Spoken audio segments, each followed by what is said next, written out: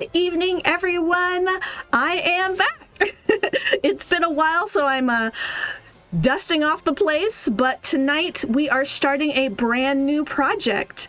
Welcome to Talking Sugar with Sparrow, the live stream talk show where we celebrate and nerd about the things that we love. Oh, thank you so much, Giselle. Thank you, Skylarka. Thank you for joining us.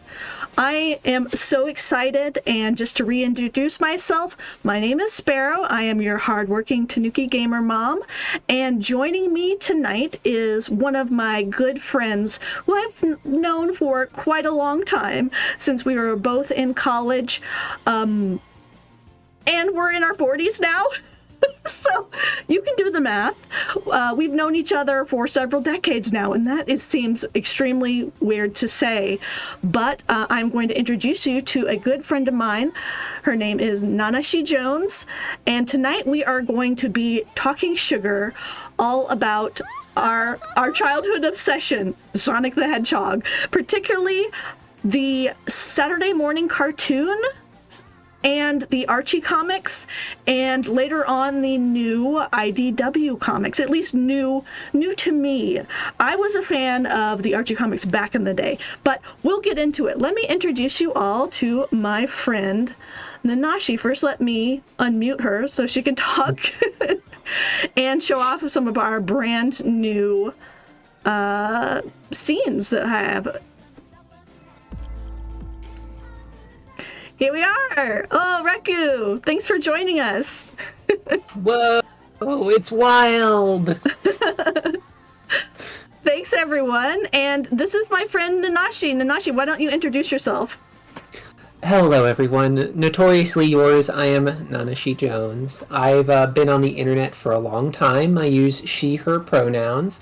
I'm mostly a fanfic writer. I've done a bunch of Friendship is Magic stuff. But I've done superheroes, Avatar. I also love tabletop RPGs, chat RP, and, dreaming up backstory for my Final Fantasy XIV character. Duh.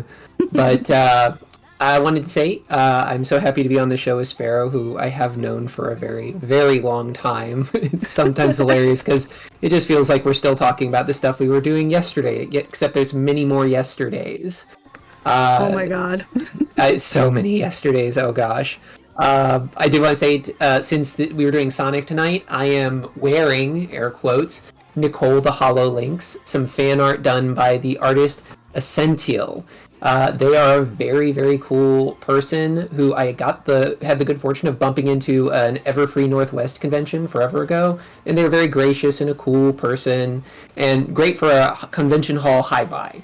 So I wanted to shout them out because, honestly, without them, I wouldn't have started to get back into Sonic the way I did. Because, as you can see from their art, they really dug it too, and that kind of sparked it for me to go like, well, what's going on? Among some other things that we'll get into tonight.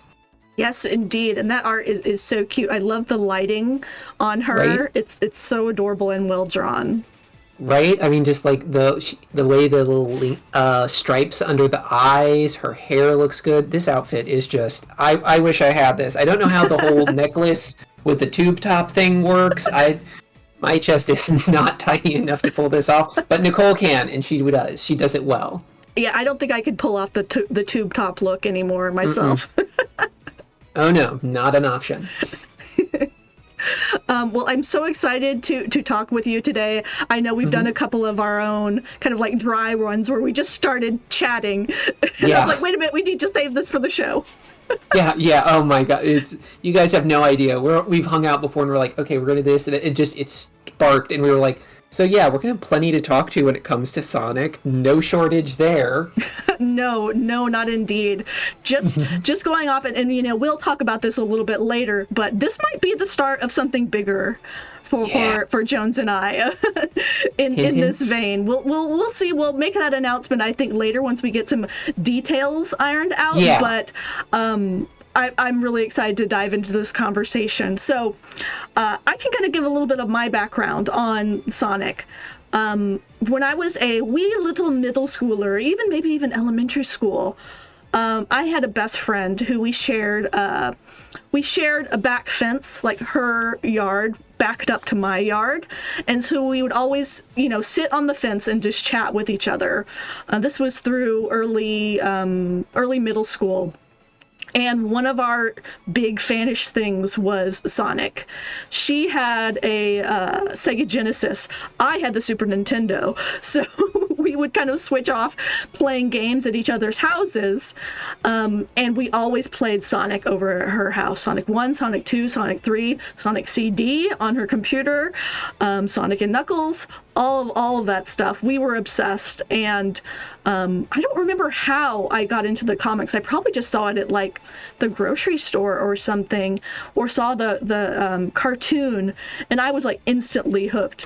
Just because, like, I feel like at least later on, some of the early comics were very kind of like slapstick Looney Tunes, but later on, like the plots of the cartoon and the comics was just like slightly darker than a lot of other kids stuff. Like, and it took the storyline like seriously, and it felt like, I don't know, it was just like really fun. It was like perfect for me as a middle schooler. All the character designs really intrigued me. I was stepping my foot into a little bit of light furry fandom at that point. And I think Sonic was the introduction to a lot of fanish worlds. I wrote my very first fanfic probably in middle school, and it was a Sonic fanfic. Oh my god. I can't even lay claim to that. My first fanfic was Sailor Moon, so I checked that box. Yeah, and I mean, I'll get into it once we go into our presentation, but like some of the things that I loved, the characters, I loved that it wasn't just Sonic. They had a full cast of characters, including Sally and Bunny, some great female characters, in addition to Tails and Antoine and Bunny. I already said Bunny, didn't I? I can't remember. Look, Bunny left an impression on all of us. Yes. Sugarhog stuck with me well into like seeing her again. I was like feral. I was like, oh god, people remember Bunny. She was awesome. So I fell in love and was deep into the comics and Saturday morning cartoon, but really into the comics when I was a kid.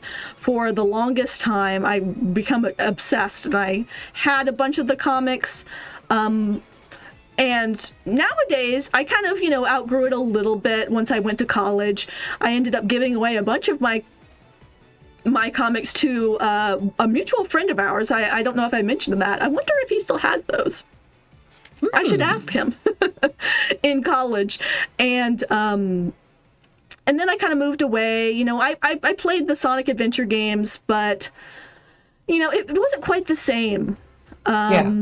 And then now I've kind of like gotten back into it. I rewatched the entire 26 episodes of the Saturday morning cartoon. I read through the first couple volumes of the comics again. And, Nanashi has turned me on to the new IDW comics I want to check out. I haven't dug into them yet, but they look great.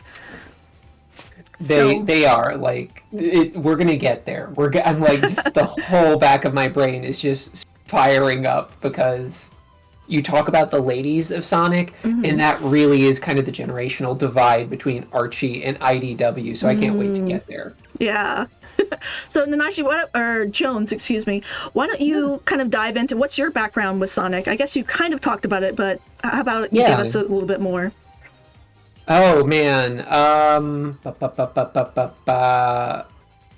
Sonic. Okay, so while I was going over thinking about, okay, I've got to talk about my history with Sonic, I had like raw memory unlock today where I remembered as like a very, very weein, like 10 years old little me in her little short pants at a mall where there was a Walden Books kiosk.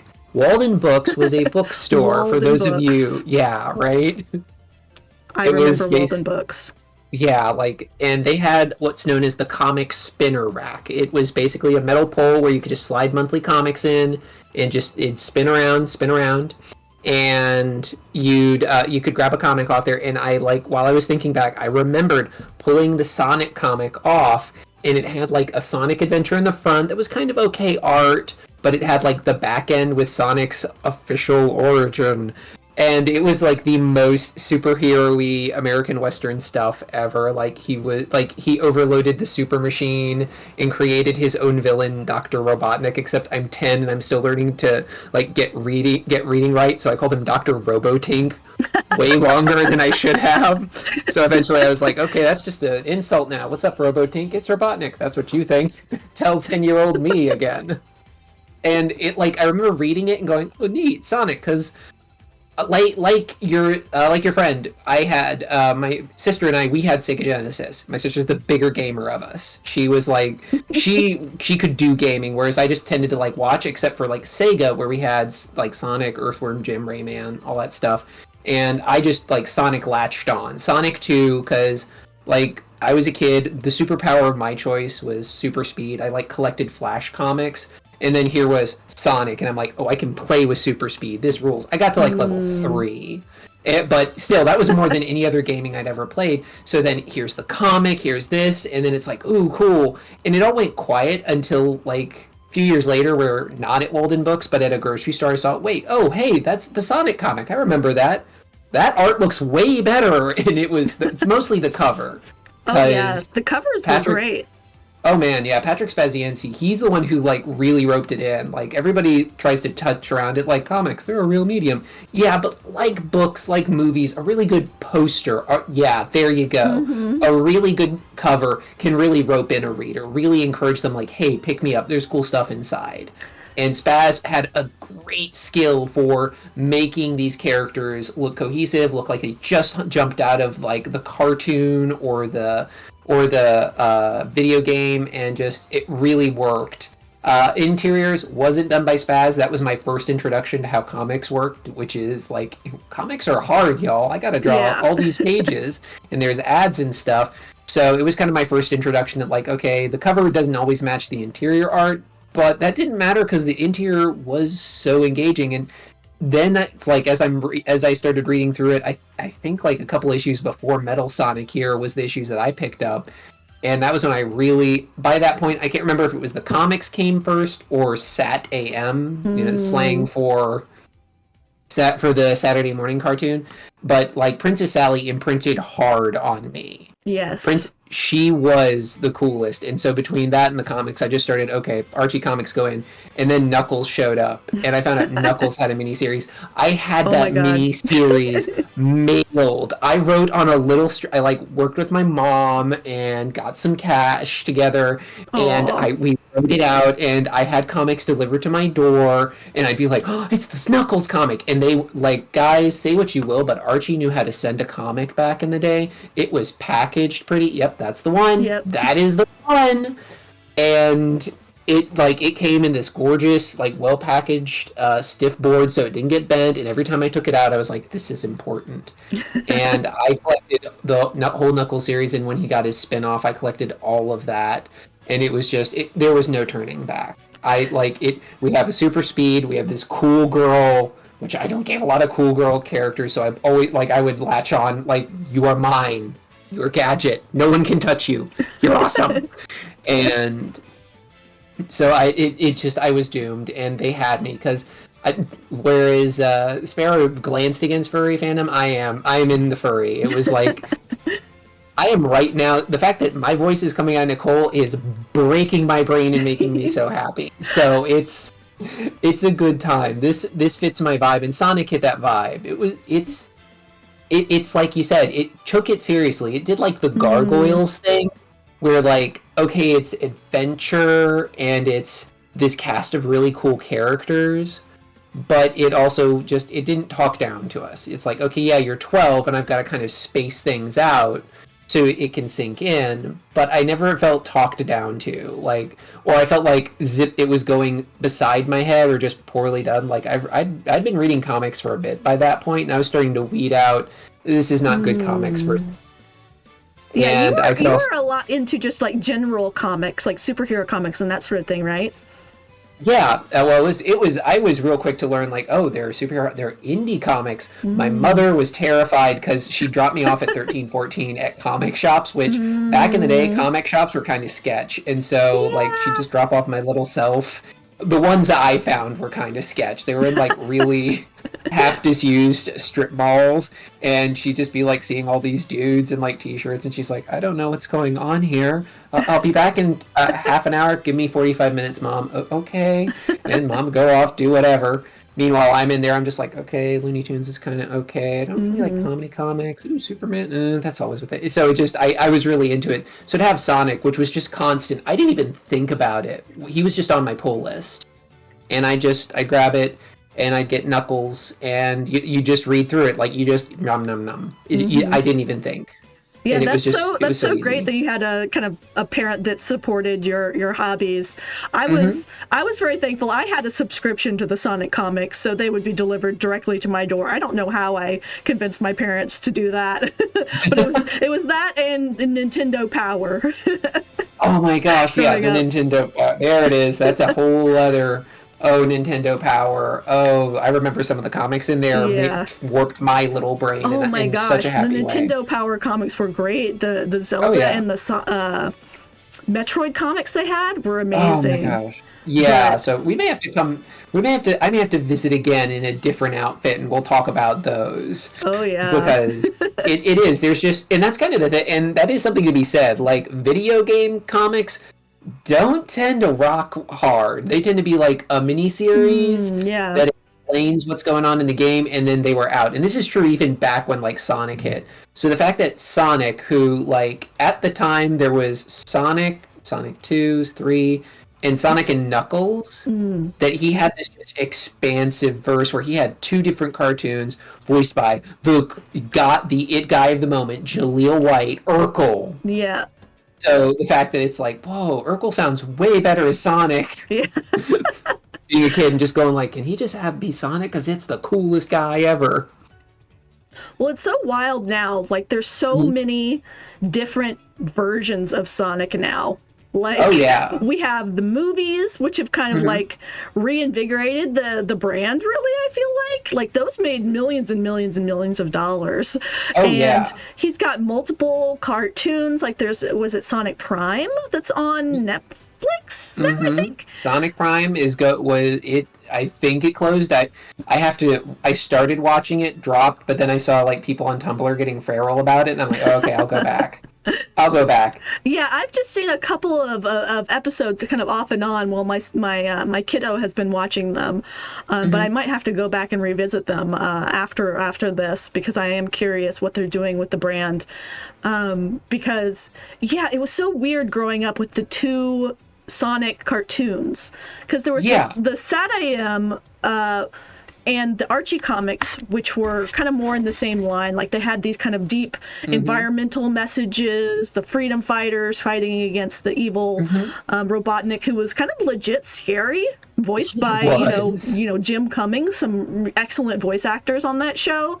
Oh my gosh. And then there was like the Adventures of Sonic the Hedgehog cartoon, which was just like pure slapstick, like Looney Tunes kind of stuff, which was fine, but definitely not my favorite compared to the Saturday morning cartoon. Like, that was totally my take. For me, The Adventures of Sonic worked fine. For me, it was the show that came on before I went to school. Like, it came on at like 7 a.m.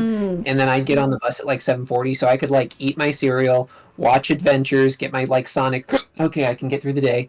And then SatAM would be like, that's the investment show. That's the one that you have to hunt down and really enjoy. And that one was hard for me because like my local station just didn't carry it well. It kept hopping around the morning for me, so it's like I'd like, oh, I found it. So I honestly saw more of Adventures, which I was like, fine, I'll accept it. This is not my like Archie. The SatAM cartoon, the Saturday morning cartoon, I feel like it also aired very sporadically. Like, we call it SatAM, Saturday morning cartoon, but I feel like it would often get pushed by other things and like just wouldn't air, and I was always super disappointed, like football was on that day or something.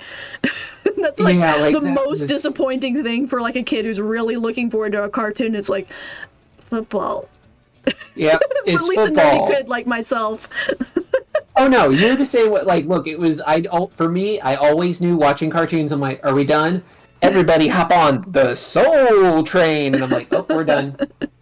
Or like jazzercise at one point, like the Saturday morning thing was jazzercise, and I'm like, okay. Oh gosh, jazzercise. That was, oh man, the thing of the era. But yeah, it was, so as soon as that went on, so it was hard to find that show, and it was the more rewarding one, because also it had, like, it had the killer theme song. I knew those words. Oh yeah. Even when you were like, hey, I'm watching this again. Right here. I thought I had a video of it. Is it not going to play for us? Oh, darn. That's okay. I mean, this was a video at one point. But it seems like it's turned itself into a picture, so... Well, it's a good picture. Yeah. That's a good shot of Sal. She looks great. But we might hear it later on. Cool. Later. We might hear that theme later, because it's kind of a bop. It worked. It hits all the beats. It works out. Meanwhile, like the Adventures one, it was a slapstick. It was goofball, and it really fit with like the fact that like it really fit with those earlier issues. Yeah, where it was just there was tinges of seriousness around the edge, and if you like really go back, I don't recommend this for everyone, but if you really go back and deal with like the start of Robotink, yeah, I see you, chat. I'm gonna make it last. Robotink. Robotink. We got the evil Dr. Robotink. It is actually Robotnik. No, it's not, dude. You're a meme now. It's so funny looking back at these early comic covers, and like even the way Sally's character design evolved just over like the first couple of issues is so funny. And like here, I think I have a slide of like all of her different yes, there it is. Like she started out blonde, then she became pink with dark hair, and then eventually she kind of settled into this kind of brunette look with the blue boots and the vest. I love classic Sally, the top right hand. Though I do like the later on ones they have on the bottom left as well. Oh yeah, she's cute. Yeah. But like she is. The top right corner is definitely my Sally from yeah, when like it's really cool. I was also that was my Sally. That's who I grew up like. I convinced my family to name our first dog Sally. My sister was so upset about it. Yeah, and my sister was so upset. She's like, you just named her after that princess character from Sonic. And I'm like, and we go, hey, Sally, come here. And Sally come over, and she was a regal little doggo, and she was very cool. Aww. So sweet.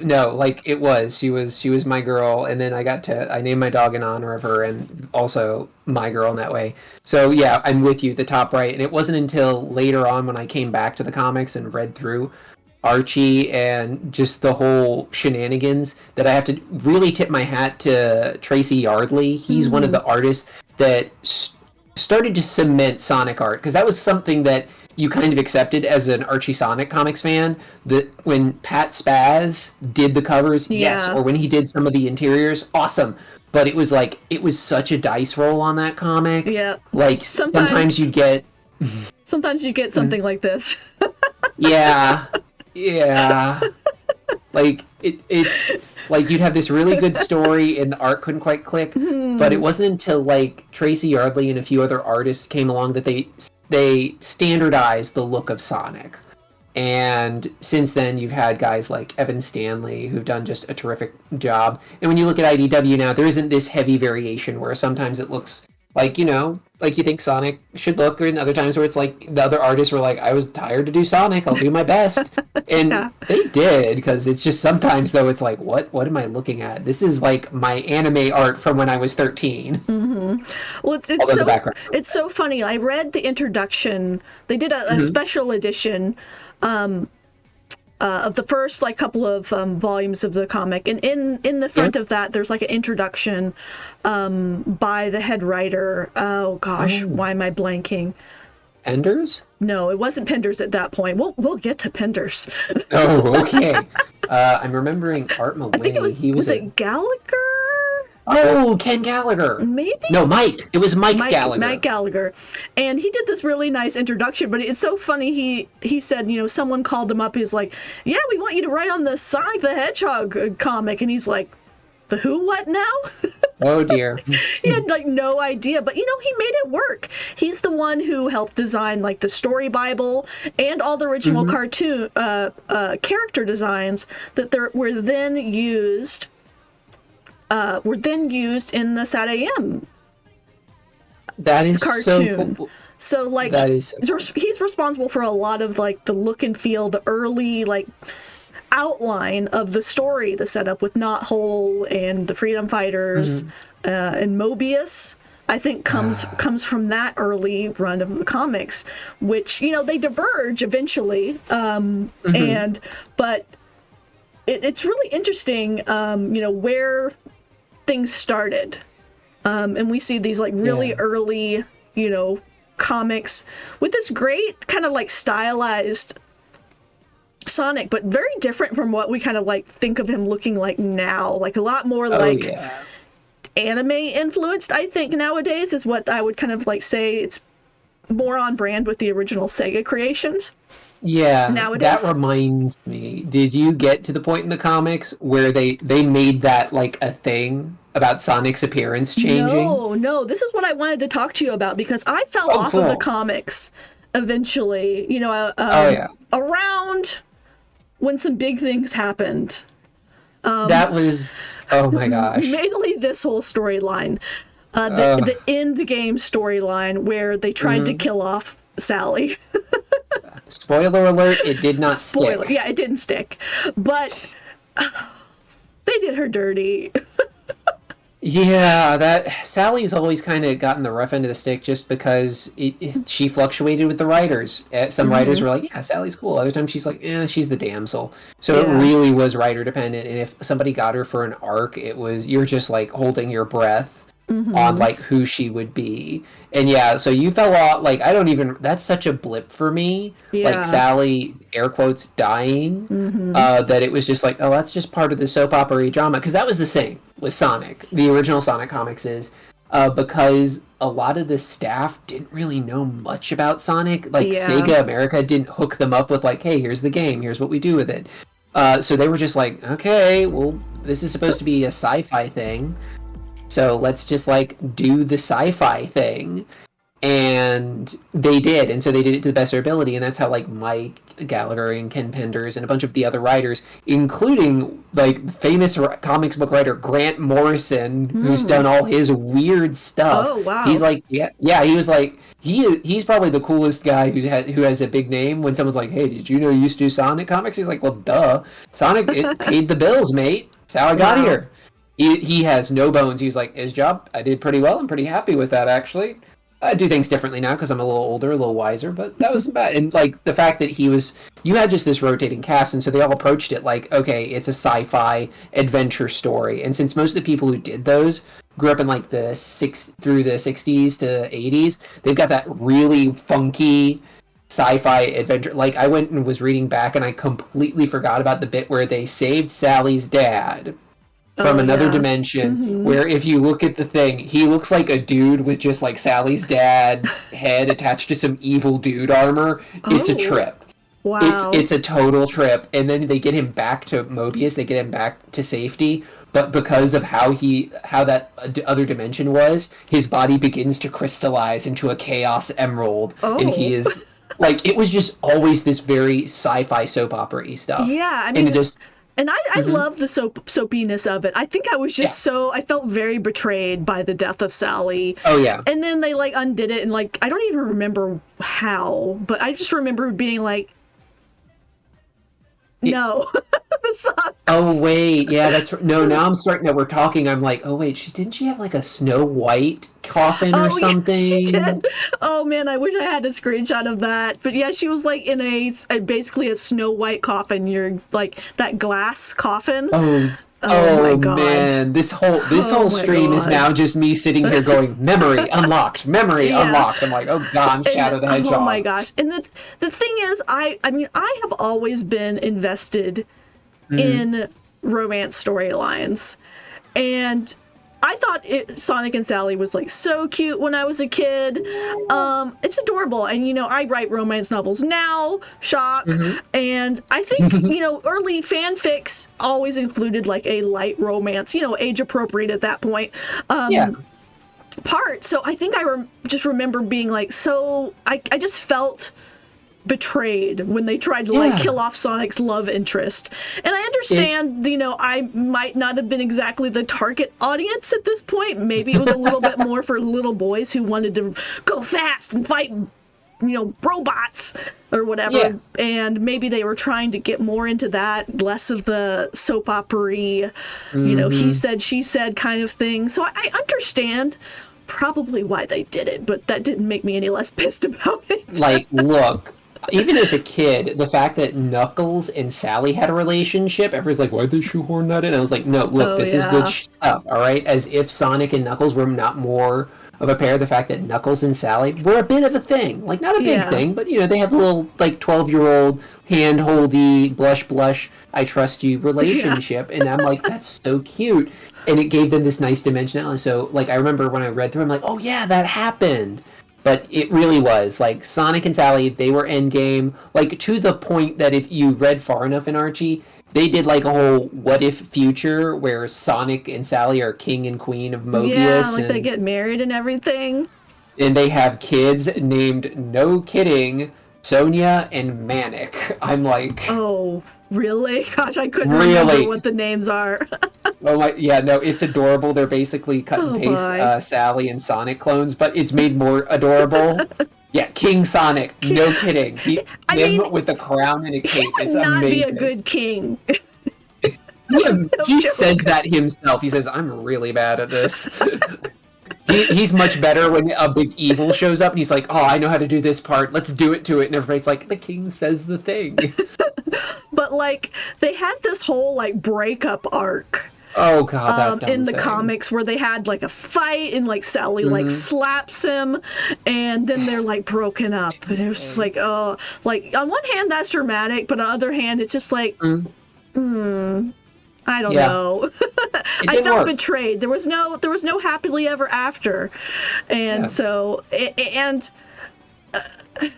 for little old me, in my fanfic writer's heart, it felt like a betrayal. And this was like when I fell off a lot of it. But I'm really interested, and like, I really love the Knuckles comics. I know we've talked about it a little bit. Oh my gosh. Here it goes. But I remember, I saw the anime movie. Did you ever see the anime movie where they like first introduced Knuckles? I tried hunting that thing down, and like all I could always find was just like the cover for it, and I could never get my hands on it, and then it just left. But now that we've started this up, I'm like, I could find this now. I could find this easy now.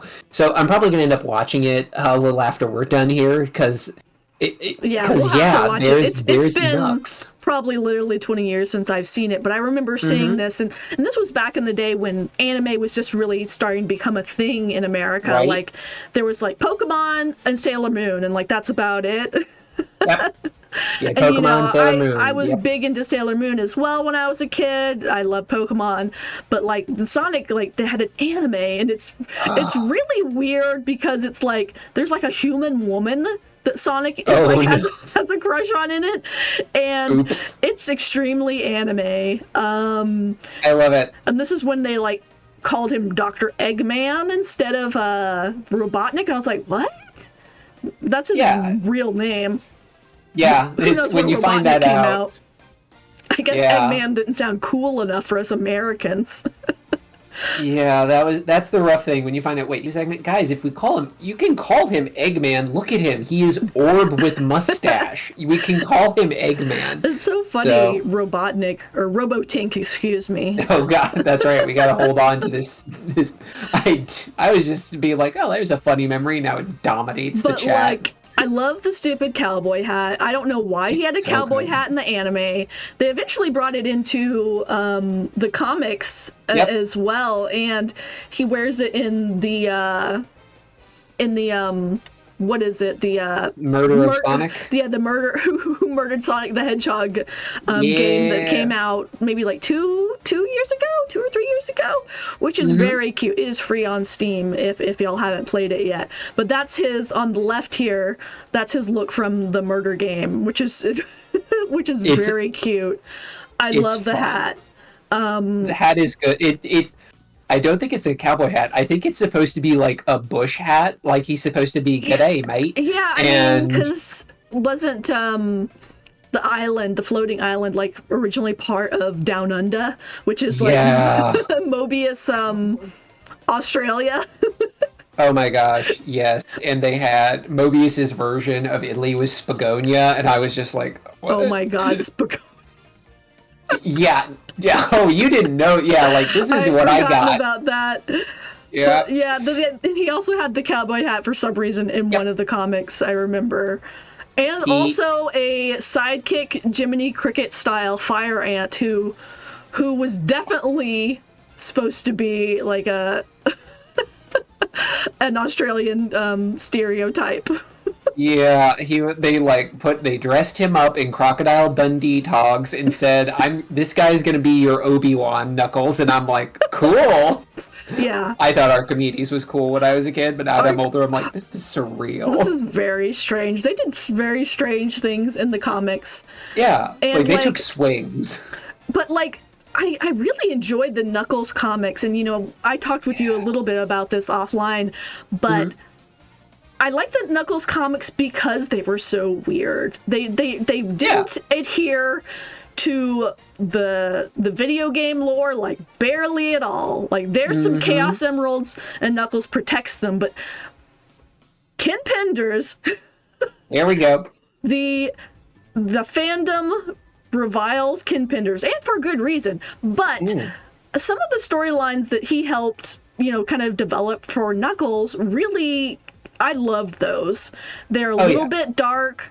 Knuckles comes from this long line of guardians, and his father has told him this lie that he is the last echidna, and he has to guard the floating island. He has to guard the Chaos Emeralds because he's the last one left. But no, that's not the truth. There's really a whole society of echidnas inside a bubble.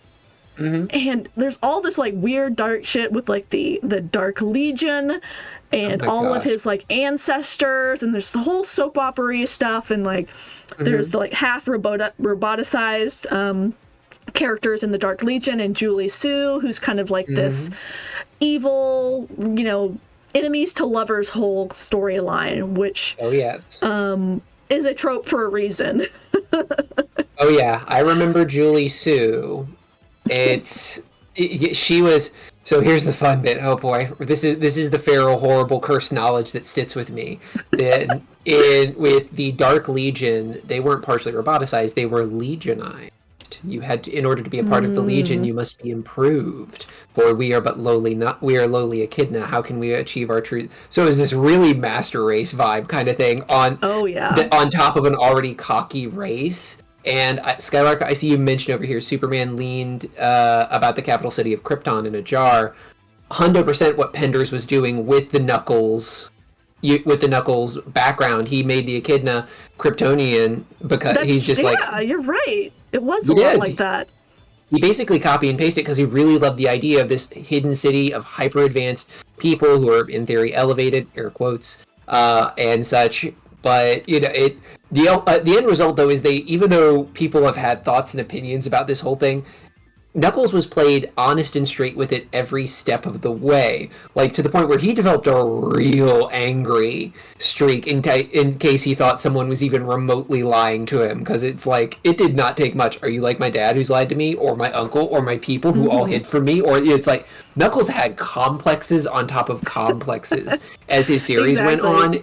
And he earned every single one, and that's what kind of made it worth all the shenanigans of here's this hidden city, here's this hidden mentor, here's this his whole life. I feel like Knuckles would wake up, look under the rug, okay, nothing's there, and just try and make it to the kitchen without finding a secret. Yeah, I mean, he had this kind of edge back then when edginess was cool. I mean, more than Sonic. So like, you know, a little bit of angst, this kind of like PTSD a little bit from basically being like abandoned in the woods when he was like, I don't know, like 13 or something, maybe younger. Yep. Gosh, I don't remember. And then just sent to like fend for himself, protect the island all by himself as a child. Because it was a rite of passage in the brotherhood of the guardian echidna. Like, there was always a thing. There was always a reason. There was always a plot. And so the fact that you knew this, you're like, oh man, this is cool and big and neat. And the fact that I'm once again like crushing on the red angsty character is not lost on me. It was always Raphael. It was always Knuckles. That's true. Probably good that I got off the boat myself before Shadow came along, or I would have been screwed. Oh my gosh! And they're bringing Shadow back into the next movie. Did you know that?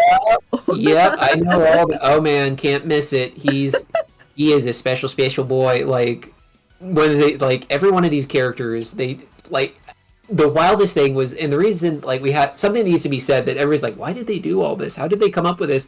And like Sparrow pointed out how it's completely off the charts of where the games were because they didn't really have a lot of oversight. Sega of America, like, are you making comics? Yes. How are the numbers? Okay. All right, keep doing it. In some ways, it's the dream, yeah. But the result was you'd end up with some wild things happening in those some comics. whack stuff, and some very wacky shenanigans. I mean, eventually, you know, Penders went off the deep end. We're not going to go into that whole thing, but we're trying to keep it. We're trying to keep it positive here, but he did do a lot of good things for the series in that I love those like kind of darker storylines that really kind of took the subject matter maybe a little bit too seriously for a kid's comic, but it felt authentic to me. It felt like I wasn't being, you know, talked down to. It wasn't kiddie, you know. It was kind of dark and dramatic and a little bit over the top. And back then, you know, that was fun. You know, eventually Penders, you know, kind of went off the deep end and created this. Yeah. Like the short version, y'all, is this guy thought he was so cool that he could walk with all the characters he'd made while he was doing the comic. And he won, which doesn't happen. Like, he won that legality. Unfortunately, the comic at the top did not say the really cool characters that Ken Penders made up. It said Sonic the Hedgehog. So when Penders walked and took all of his echidna characters and ideas with him, and he's like, I'm going to make this story my own, and it's his Walden Pond that he never... that he never really he can never seem to get to. I don't know what's going on with that guy. Let him walk, let him have his whatever. But it was just the whole Dark Legion, the whole Knuckles characters. Like the character here on the right, I believe is Lara Sue, who was originally Knuckles' mother in his backstory. But he, you know, filed the serial numbers off it and made it, you know, his own OCs, do not steal. Exactly. like he exactly did that. And that was really rough for us, especially because, like, while Sally and Sonic were in-game, Julie, Sue, and Knuckles actually were a decently developed romance from that enemies to lovers thing. Yeah, like, I think they were kind of, like, ride or die for a while. I don't know. They were. Is Julie Sue even in the comics anymore? She can't be. She was one of Ken's babies. She, like, not just Lara Sue became the main. Julie, when he's like, I can't do much with Lara, Julie became the main. Because everybody loved Julie Sue. Because she was, in some ways, Girl Knuckles. But she also, like, was this screwed up kid who had a bit of a past. They connected because, you know, it's a sci-fi comic. You can't just have two characters fall for each other. No, they were mates. They were soul touched. Soul bonded. I think that was the official thing. Fated mates. Yep. And so they would fight over that. They'd be like, I freaking hate this. Screw you, screw you. Like, they'd snipe at each other for an issue. Romance tropes. That's another one. Oh, yeah. No, they were terrific. They covered all the ones that were just like, I'm just going to eat all of this up. And it was just great for young me, even when the art was just too out bad. There. I mean, again, you know, you're right. She is just kind of a female Knuckles. She had that kind of, like, edginess to her. But, you know, back in the 90s, early 2000s, that was a thing. That's that kind of, like, edgy girl characters who doesn't take any shit, and you know, she can fight on her own, and like that was back when that kind of thing was new and novel, and you're just like, oh wow, like these new characters that aren't just like damsels. Like, I mean, I love Sally too, and kind of like going back to some of the Saturday morning characters, we kind of breezed over them before, but you know, there was Bunny. Let's go back. Where's my? I have like a whole cast picture. Where is it? Where is it? It's in here somewhere. It's in here somewhere. I have a huge presentation. I'm just kind of scrolling through. Oh, where is it? Here it is. I found it. There they are. And like this is another, you know, example of them just going off the deep end. Like the only characters here which were original to the game was of course Sonic and Tails and like Robotnik and maybe some of the robots, but like over 50% of the cast, I would say even more like 70% of the cast was like original characters that were introduced in the cartoon, in the comics. Yeah. And, you know, I loved Sally. She was kind of like the smart girl, kind of like the leader. Kind of her and Sonic kind of had this kind of like banter back and forth, you know, little bit of the will they, won't they. And then we have Antoine, who's kind of like the cowardly comic relief character, which he had way too many episodes devoted to him in the original cartoon for some reason. I mean, he was voiced by Robert Paulson, who of Animaniacs fame, who does Yakko's voices. I think that's right. So maybe he had something in his contract that said we need to give him a couple of episodes or something. But it's so funny. I forgot to mention this earlier, but this was a great voice cast. A lot of these voice actors are still working today, and we mentioned earlier Sally's dad, King Acorn, was played by Tim Curry. Tim, he did such a good job. Weird cameo, but for a couple episodes I was like, is that Tim Curry? It is. Yep. And, you know, Jim Cummings did the voice of Robotnik, and he was like legitimately creepy voice. Yeah, Jim nailed this scratchy, low, threatening, like it was such a contrast, especially to the adventures, which was so bright and cheerful, and in some ways close to the video games in that sense. But Robotnik was just menacing. This was like big guy, dark voice. When every time he'd go Snively, I'm like, oh god, he's gonna kill Snively. Y'all, this is the show where he kills Snively. He has a great voice, a great laugh, especially that deep, menacing villain voice. It's so good, and everyone in this cast, like all the freedom fighters. You know, Robert Paulson was doing a stupid French accent, but at least he was all in. And you know, both Sally and Bunny, their voice actresses, both went on to. I think they're both in Rugrats, which is one of the biggest cartoons of, you know, that decade. Oh, yeah. And had many other voice acting roles, as well as Jaleel White, who was Steve Urkel in Family Matters, who at that point in, you know, in the 90s was a huge star, you know? So it's so wild that they were able to get such a great voice cast for this kind of like low budget, otherwise... you know, cartoon for Saturday mornings that ran for 2 seasons and was unfortunately canceled right before they were able to get the 3rd season off the ground.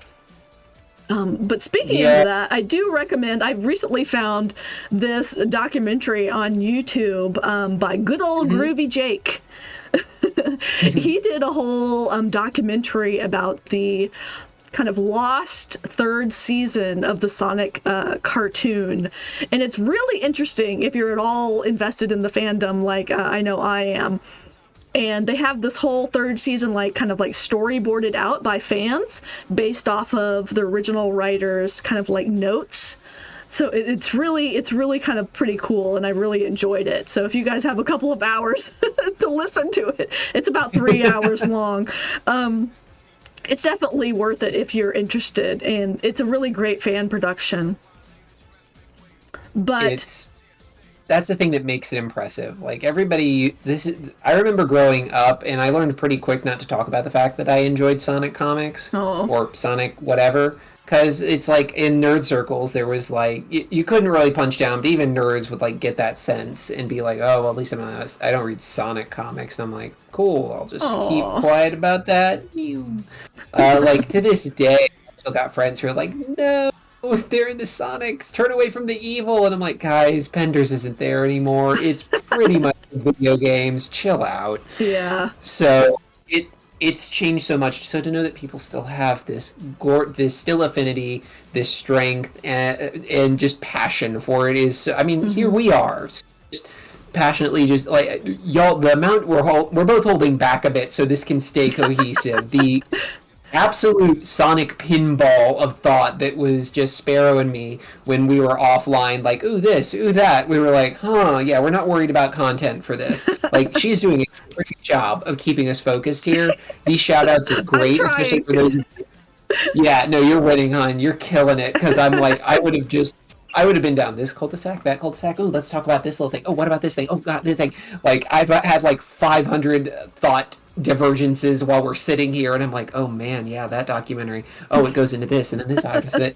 So like to know that this passion is still here, it makes it a little easier. And I'm like, I don't want to say I'm like coming out of the Sonic closet, for crying out loud. I already came out as a lesbian. I don't need to go through any more closets, well, except my cosplay one. But to like it's easier and it's more fun, and plus it's like, honestly, there's just good stuff. Sonic fans put out cool stuff, y'all. Like, yeah, I mean, don't even miss so many good memories of enjoying Sonic stuff when I was a kid. And I mean, I was very lucky that I had a friend who really shared that kind of like fandom stuff with me. Oh my gosh. So I was pretty lucky that I found that person and we were both into it and something we could share together. So I definitely hear that. But, and after that, I kind of moved in, more into anime kind of stuff. Yeah. But so I fell off before we really got to the new generation of Sonic comics. And Jones, I really want to hear about the new IDW comics. So they're not even new. How long have these been going on? Do you know?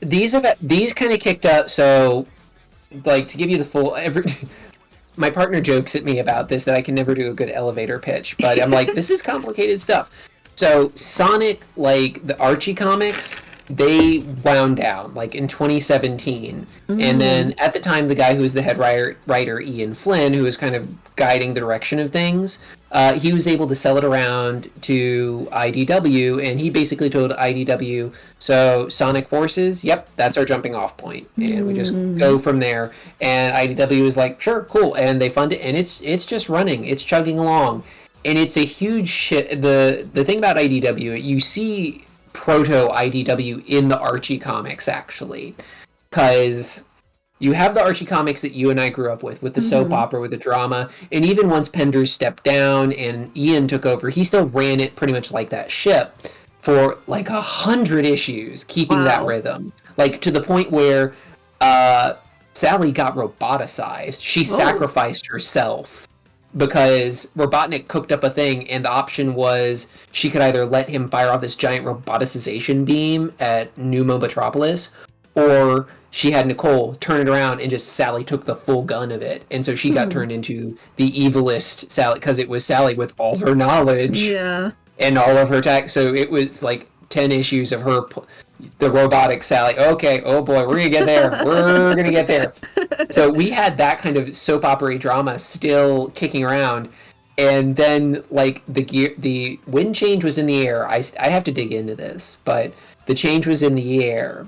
And Ian knew that if he didn't like toe the line to what Sega wanted, things would get bad. And so they literally did a whole reality reboot thing when there was a crossover with Mega Man. I'm kidding you not. Yeah. And so those designs that I talked about with Tracy Yardley, so this Sally you're seeing right here, that came to the fore, where they just did a total reboot, which scrubbed the whole thing like 100 and... it was like the scrub came at like issue 250 something, so it was just like this massive run of a continuity for a video game comic. Nobody did this. Nobody did this. Sonic and Mega Man are both blue, right? That's all you need for a crossover. No kidding. That was kind of the logic. They're like, well, we have this property, we have that property. They're both blue. They both have super forms that are gold. Like everybody made the joke, including Sonic and Mega Man themselves. It's a wild read if you can find it. No, like having Dr. Wily and... I was so curious. Like, how did that work? How did they shift over? Because like, so all of the Archie comics, like Sally, Bunny, Antoine, what happened to them? Did they just... They're not in the new comics at all. Wow. Yeah, they're not in the new comic. Like, Ian, the way it worked out is IDW wanted to really keep to the video game. And the video games have their own kind of logic. Like, you mentioned a little earlier, Sonic Adventures. Sonic Adventures set the tone for what would ultimately become Sonic's kind of default story. Yeah. So you had his characters. That's how you ended up with Amy Rose, like how she looks currently. That's how you ended up with Shadow, with Chaotix being a detective agency, and all that stuff. And Ian, bless him, he tried to bring those elements into those later Archie comics, but it just didn't work. It was they were just like Sega America by this point was finally paying attention to what was going on under them, and they're like, "Are you kidding me?" Yeah. And they were just, and even though Ian was doing decent numbers, everything was fine. They did a reinvention, and it worked out. In fact, it worked out so well to the point where you got that art you saw with Sally and Nicole being cute, where Sally and Sonic were no longer endgame. They were hinting at other endgames, and I found this out years later. Aww. This was the thing that actually got me back. So Acential mentioned in some of that art they were cooking up that, like, man, I wish I could have been there in the day of Salicole. And I'm here, I'm 40, I'm going, back in the day of what? What now? I was alive. What? What now? Excuse me? And so I went back and I found it, and I was just like, and all I can think is if I had stayed with Sonic, I would have been feral. I would have just stapled the issues that contained Salicole to my chest and been like, well, this is my entire personality now. Nobody talk to me. Aw, that's so cute. Her character design is so adorable. It is. Nicole, the fun thing with Nicole is they didn't cheat it. Like she got struck, her handheld got struck by lightning or anything. It literally was, she was just a basic AI that helped Sally. She was her little palm top computer. And she just kept amassing and getting experience, and they kept fixing her up to make sure she could keep going. And she was like, I bet I could project a hologram. Yeah, I can do this. And I can have, yeah, this works. And she literally just grew like an actual organic being. She's like one of the quieter growth arcs. Yeah, I was trying to go back to this screen. Do we see a picture of Nicole as a handheld computer in these? And it's like, oh, I should have found an image of that. But for those who don't know, this character that we're seeing in this art on the right, the Lynx, which shares the visage with Jones here on the right, excuse me, the left, was originally a computer. She was a handheld computer that looked vaguely like a Game Boy with a hinge. Yeah, that's about right. And later on, she became this hologram AI character with her a fully realized personality. Yep, and it was she and that latter chunk in Archie where they just did the retool, and they basically simplified things. Sonic and Sally were still incredibly close, and they valued each other, but it was clear romance was off the table. Yeah, and I think Sonic that would be a shitty king. Yeah, I know they did it, but I was looking at it and I'm like, oh no, you go fast, you eat chili dog. That's what you do. You do not king. You couldn't sit in a meeting with a king for 5 minutes. Good grief, sir. No. Sonic, no. Just sit down. But kid. This is so cute. I'm so glad that Sally still got kind of a happy ending, even if she was eventually written out of the series. The thing of it is, since Archie Comics just closed up and they just decided, we don't want to use the characters, they're still out there. There's, no embargo. There's just this kind of, can't use them thing. So I'm still waiting for when Ian kind of, looks around surreptitiously and just goes, Nicole, go. Sally, go. Like, because whereas the people who originally were writing Sonic were like 80s, 70s, 80s sci-fi guys just cooking in their basement. The people who are currently doing Sonic comics and eventually took over with IDW, they are Sonic fans from the beginning. They like grew up with the comics, they grew up with the games, they grew up with everything, and so they've injected all that love into it to where the guy who's currently running it, Ian Flynn, like he mines the games for plots. Like, I remember finding out that there was one Sonic game he hates, but he keeps pulling elements from it because he's like, oh, that's a cool thing. I really hate this game. Why do I keep pulling from it? And he did that. You can really tell, like, how, like, cohesive and well art directed the new comics are. Like, it's so good. It looks so smooth and colorful, and there's a little bit of that anime flair.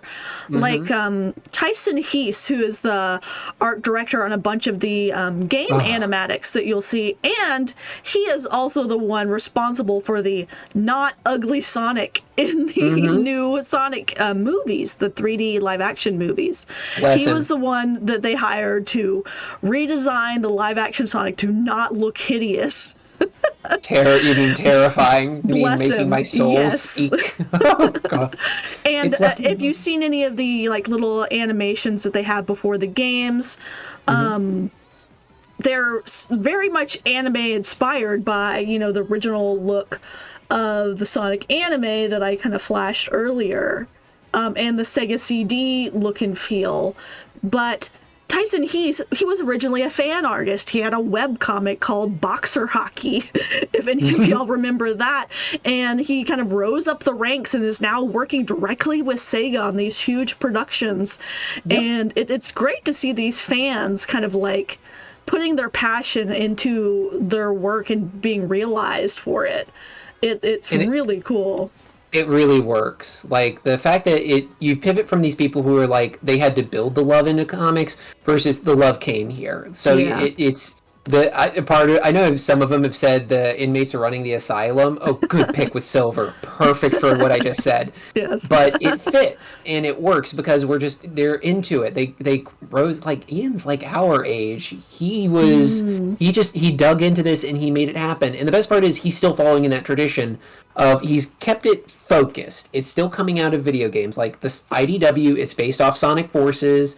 And when Frontiers came out, he made sure to include elements from that. Like, he's very sharp about, like, okay, new game's coming out, let me read through it, can I move anything? He keeps petitioning to write stuff for the games, like inclusive bits, because he'd love to write for a game, and I'm like, let the man write the game, he's got it all down. And I love these two covers. They're just so well composed and also have such a great sense of movement and humor to them. Yeah. It's like, you can tell fans with a lot of love created, you know, these characters, this jokey comic with Silver on the right just cracked me up. Silver. I was looking through all the IDW ones for like some good examples, and I was like, okay, I have to put this one in because it cracked me up. Yep. And then she's like, what did you want? And I said, put up Tangle and Whisper. I need to about the lesbians. Yeah, I know. You've talked a lot about these two new characters that they have the spin-off series, right? Yeah. It was a mini. Like, one of the things that I will actually give kudos to IDW for is not letting this spin-off series go too wild, because that was something Archie was... I can't say it was bad, because in the 90s, comics you'd spin off. But Sonic was really aggressive about that. Like, they would put plot stuff in these double mega issues that would be separate from the series. So if you're, like, reading chronologically, you'd be like, I am missing something here. And you'd have to go and find this whatever series. Oh, my gosh. IDW's more content. They went off the deep end. Some of, like, that Sally miniseries. Oh, my gosh. Where she was a clone. We're going to have to talk about that one eventually, because that was wild. It had nothing to do with Sega. Sonic was barely in it. It was so off the deep end and wild, but like really interesting. And I appreciated that they were trying to give, some female characters. She had her own miniseries. That was nice, but the story was wild. But yeah, this one not as wild. Ian was I don't think I see anybody else's name when I'm reading the Sonic comics anymore. I think he's just doing it all the way. So he does little mini series that happen kind of alongside the main. So if you're reading the main comics, you don't get disrupted. You can keep them and you're fine. You don't get that disruption you did in Archie days. And you'd find these miniseries, Tangle and Whisper, because they were breakout stars. Tangle got introduced early in the IDW series, and she's basically Sonic.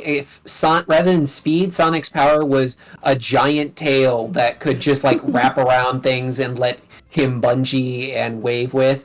Yeah, that's awesome. They look cool. And then Whisper is a sniper who uses what's known as a Wispin gun.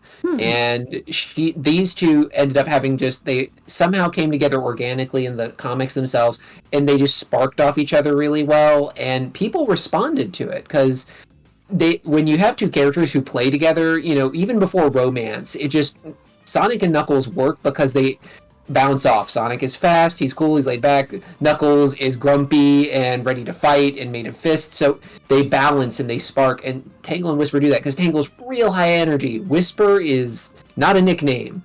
I don't think I've seen one word she has maybe said one word at volume the entire time I've read it. She always speaks at a low whisper. So it's a living name, and she's followed around by like 5 wisps that pop into the Wispin gun, so she can like fight badniks and save it. But because she was very cool and mellow, and Tangle was, I have one brain cell and it says fight. We love an odd couple in this house. It's so good because then there's that's chemistry, that's cohesion, and they'll push and pull each other. And that was the best thing about reading that Tangle and Whisper series.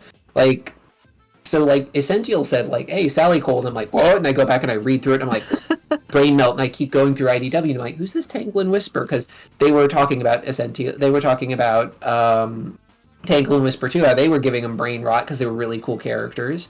Like, we love we love odd couples on this show, but you and I are like, is there a cool lady character in Sonic? Because we got so used to not seeing that grow up, and now it's a lot more plethora. But to know that like Sonic is not just it's him with Tails and the cast there, but also cool people all around. And thank goodness Amy got a lot of the baggage that came in Archie comics shucked, so she could just be, hi, I'm Amy Rose. I do have a crush on this blue man. Why do you ask? And but she was a fighter, and a logistician in her own right, and it really fits in IDW, where she really is that girl next door who all of a sudden found herself shoved into like a wartime situation, and she rose to the occasion. She still likes her dresses. She still likes hanging out. There's a bit in the main series where she goes on a camping trip with Tangle, with Jewel, another great character, Belle, the puppet, another great character. There's so many cool characters that popped up, and I haven't even gotten into Surge and Kit Tsunami or Dr. Starlight. Like, the number of Sonic lends itself well to good character creation. When you get a good writer with that, and somebody as passionate as Ian, he's made so many good characters that really have enriched it, but not to the point where you couldn't find it. Archie Comics was great because it was a soap opera, and you were just like, oh, this is big and impressive, but it was also like thousands of characters that you're like, who's this? Oh, it's this guy. Thank you, little bubble that pops up to explain. But IDW has kept it a little more trim. There's a lot of characters, but not so many that you can't follow them. And because they've got the art style more dialed in, you're not doing a little bit of who's this, who's that. I'm really digging this. And it's more pulp adventure. Like, if the biggest difference between IDW and that later Archie with the early Archie is that you've heard Sparrow and I mention, like, it's a soap opera, it's a soap opera, it's a soap. It was very, like, Stinger, done. You could, some Sonic comics you could read back in the day, and you could hear the soap opera, dun, dun, dun, as you're reading it. And you're like, cool. IDW doesn't do that. It's pulp. It's two-fisted adventure with Sonic the Hedgehog, who is the hero of Earth, and he's going to help save the day and fight the evil Dr. Eggman, who's a fascinating character in the IDW version. Because, oh boy, I couldn't even begin to explain what they did with Robotnik toward the end, y'all. It just went wild. It involved the multiverse. Enough said. But with this, it's more streamlined. Unfortunately, it doesn't have what I felt was a pretty decent strength of the Archies, which was romance. These characters entered romantics. They're teenagers. Hormones happen. In this, they're still teenagers, but they're all maybe they're just they're all one focused on what they're doing. The only one who really dials in any kind of romance options is Rouge, and even then, it's mostly because she's doing the femme fatale thing to let me sneak you in. Haha, I've no stolen everything. So she's the closest they get. So it's everybody's just adventure buddies. So I don't know if that's like a choice or if that's a mandate from Sega going like, look, we can't do this again. It's Sonic. It's an adventure. Again. We don't need romance comics. We can't handle I don't know if there's a corporate dude in Sega America who's curled up under a desk going, I can't deal with Sonic romance. And then they're just like, let the fans do it, because the fans will do it. Like if you go hunting, Sonic and Amy is easy to find.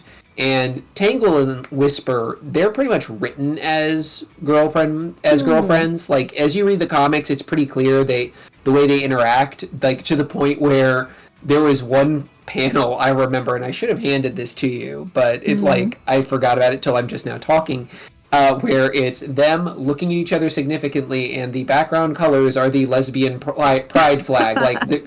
Nice. They're very clear. They're but it doesn't come up, and because nobody has any romance going on, it doesn't feel like it's doing the queer baiting. So it just feels like Sonic comics are about adventure. They're about saving the day. They're about heroes making the right choice, and that's something that I think that I've really enjoyed with IDW. Whereas with Archie, Sonic was a hero who took his knocks and was just always saying, that's cool, that's rad. And it wasn't that he was without substance, it's just that he felt very shallow. Ian's done this magnificent job of I think of it as Chris Evans' Captain America-ing him. He took that or like Christopher Reeve, Superman. Where it's like, you got this person who's very good. What does that mean to them? And I just read this recent arc where Sonic kept getting tested by his friends. Are like, why didn't you just kill Dr. Eggman? Why didn't you just kill this character? It's like Sonic got yelled at by people he trusts about this, where he dwelled on it to where a villain was like, your mercy will be your undoing. And it shows all these characters yelling at him at those points. And after several issues where you've seen him wrestle with it, he just kind of goes, you know what? No. I'm not going to sacrifice my principles just to make things easier. So if you come back, I'll kick your butt again later. And the bad guy was like, okay, I can kind of respect that. That's hardcore. And it was this great moment, but it was done so quietly. So that's something I've really learned to respect about IDW, is they've really drilled into the characters, whereas with Archie, it was the plot and the space, and it was just, it felt so big. Here it's much more intimate. A little bit unfocused, a little all over the place. Yeah. There was a little bit not monster of the week, but kind of problem of the week. But are we moving the story forward too much? Are we getting into the characterization? It sounds like with these IDW comics, and I need to jump onto them. You've definitely piqued my interest. And I know I can get them from my local library. So I need to go grab some of them and actually read them. You've talked them up so much.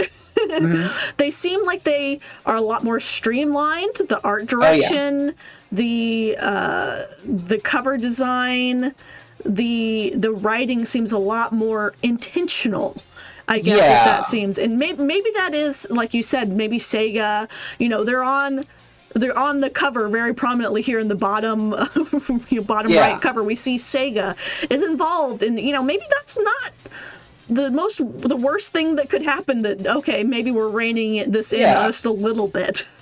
That's the thing to remember. Some people think the evil overlords. If you're doing it right, the producers rein the creative energy back so it stays focused. But you got to find the right balance. Yeah, it still feels like there's a lot. They're letting them do these cool original characters because Tangle and Whisper aren't from the games, right? Nope. Right. They are not. Not from Forces, not from anything, but since the series is just loaded with the regular characters anyway, Silver is from the actual games, y'all. I know some people have been like, Silver the Hedgehog, what's his deal? He's from the future. What? Yeah.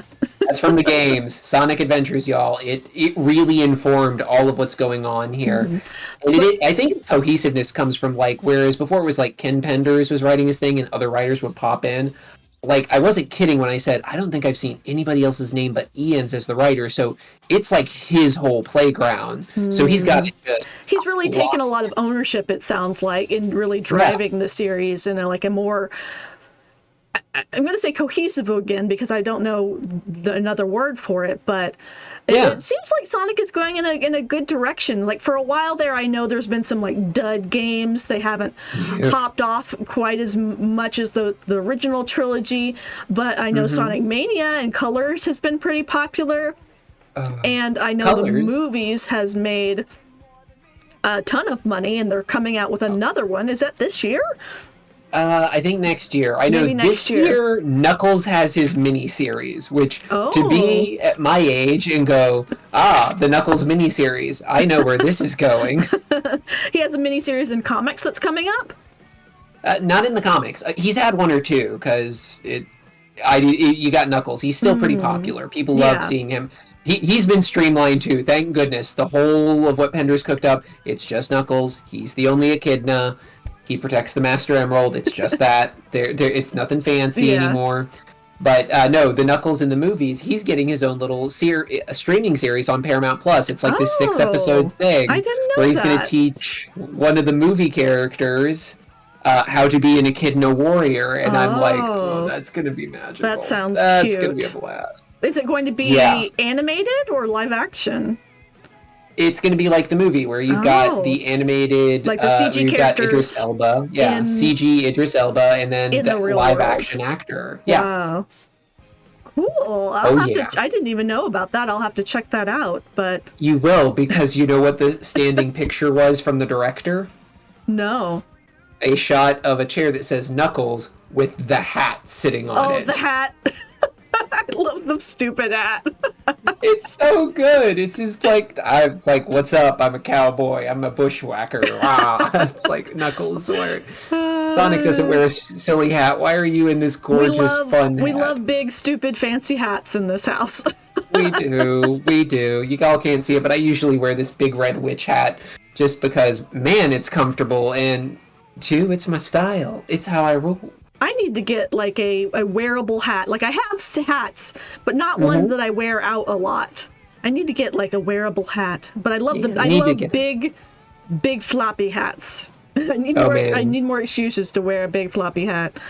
Well, maybe we can get like a floppy hat that'll work on your avatar. Yeah. That'd look cool. We might. I might have to do a big hat. All right. Take note, everybody. This is when the hattening started.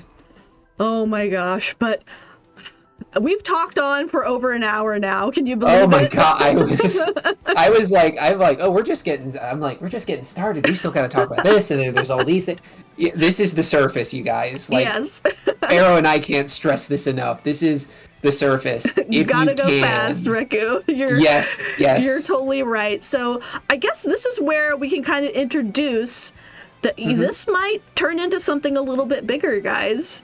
You know, Jones and I have talked more about this, and we kind of want to deep dive into this more. We want to deep dive into each individual, like, kind of Sonic thing, talk about the Saturday morning cartoon, talk about the games, talk about the comics. So we're thinking maybe of turning this into some sort of series. You know, official announcement TBA, but just keep that in the back of your brain matter that this might turn into something different. We're not sure yet exactly what that's going to look like. Is it going to be more streams? Is it going to be a YouTube series? Is it going to be a podcast? We're not sure yet, but I know. We're ladies of a certain age. Podcast fits. It was eventually going to happen, right? Yep. But I just want to thank you, Jones, for joining me today to talk sugar about Sonic. I have had an absolute blast chatting with you. And, before we transition over and maybe play some games, is there anything else that you wanted to share with the audience? Anything you wanted to promote? I really wanted to promote just the Sonic comics. Really, guys, we talked the whole hour about them, and we were really into them, and it's left such a wonderful creative arc in its wake. And if you can't go back to the Archie, or you've just heard too much stuff, I totally understand. The IDW comics are a really good place to start. I spent last year in a really rough place, and rediscovering the IDW comics was great because they were simple adventure comics that just made me feel like I was with a familiar friend, meeting some newer friends, like I am here. Like I'm here with my familiar friend Sparrow, and now I'm seeing you for the first time. So I'm living it up. I'm living the two brain cell tangled dream. And I recommend that. I also recommend the artist whose icon I'm using. Acential may also find under TF Acential. They are terrific artists. They kind of follow in the idea of Osamu Tezuka with flow and grace, but they are just really cool, and they're a really cool person. They do like riff tracks a la Ponies from like Friendship is Magic with a bunch of their friends, so like look them up. So I recommend them, Sonic Comics. And if nothing else, just chase your bliss, y'all. Yeah. Find that thing that don't let any of your friends who are like, ugh, why do you watch that? Because it makes me happy. I am harming no one by doing my cringe little thing. Embrace the cringe. Do what makes you happy. Quote the fact that you can sing. Sonic, he can really move. Sonic, he's got an attitude. Sonic is the fastest thing alive. Look, I can still do it to this day.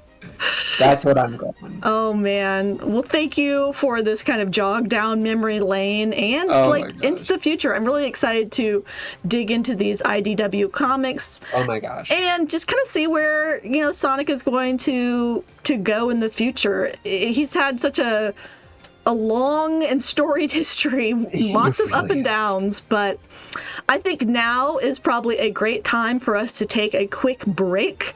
And then when we come back, we're going to play some games. I've got a couple of interesting selections for us to play tonight. I will say that one fan game and one classic Sonic game.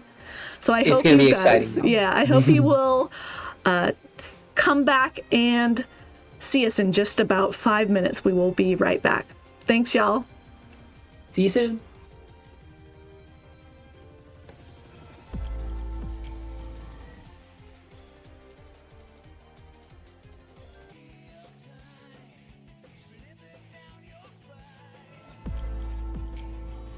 All right. Thank you guys for sticking around.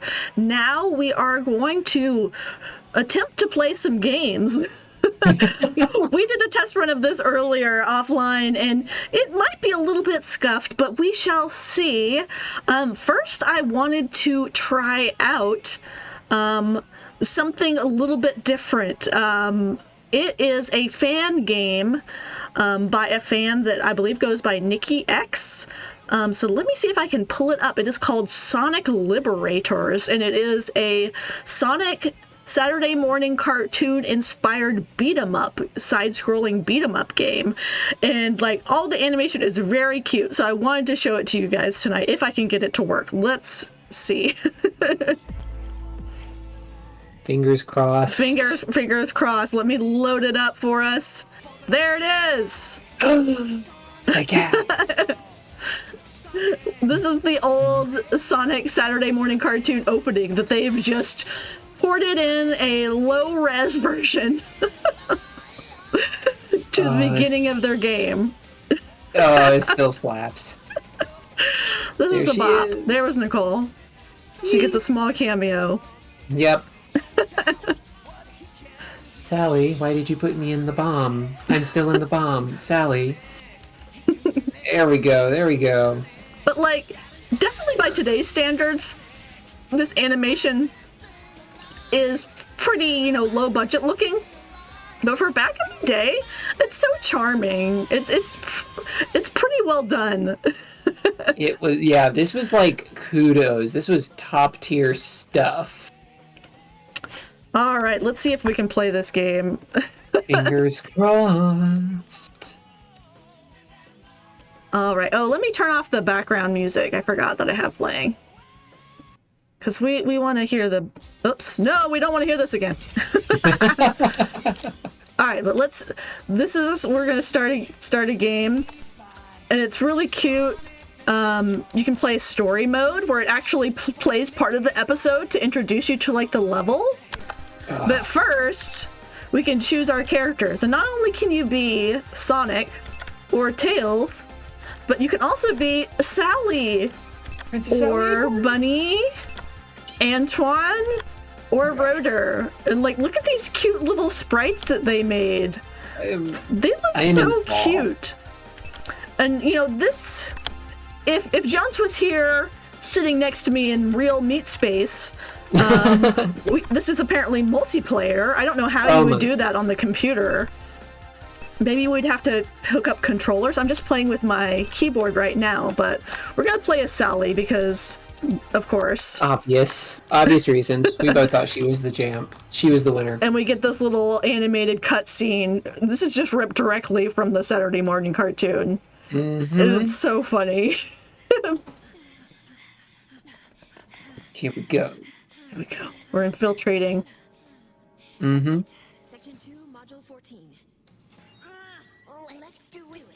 Let's do it to it.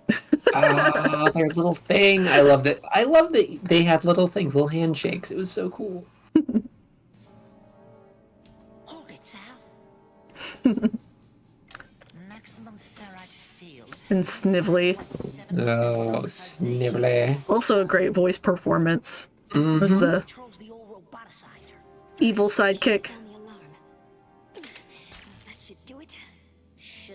With the most appropriate evil sidekick name, Sally showing off her tech chops. Part will be getting into that roboticizer software so we can deactivate. And that was the appreciative thing. Sonic appreciated her chops. Yes. We're unstoppable. You're partly right. Which part? Yeah, they really did. Just Yeah, like, they we're have gonna the- take this. They have the back and forth, the little banter.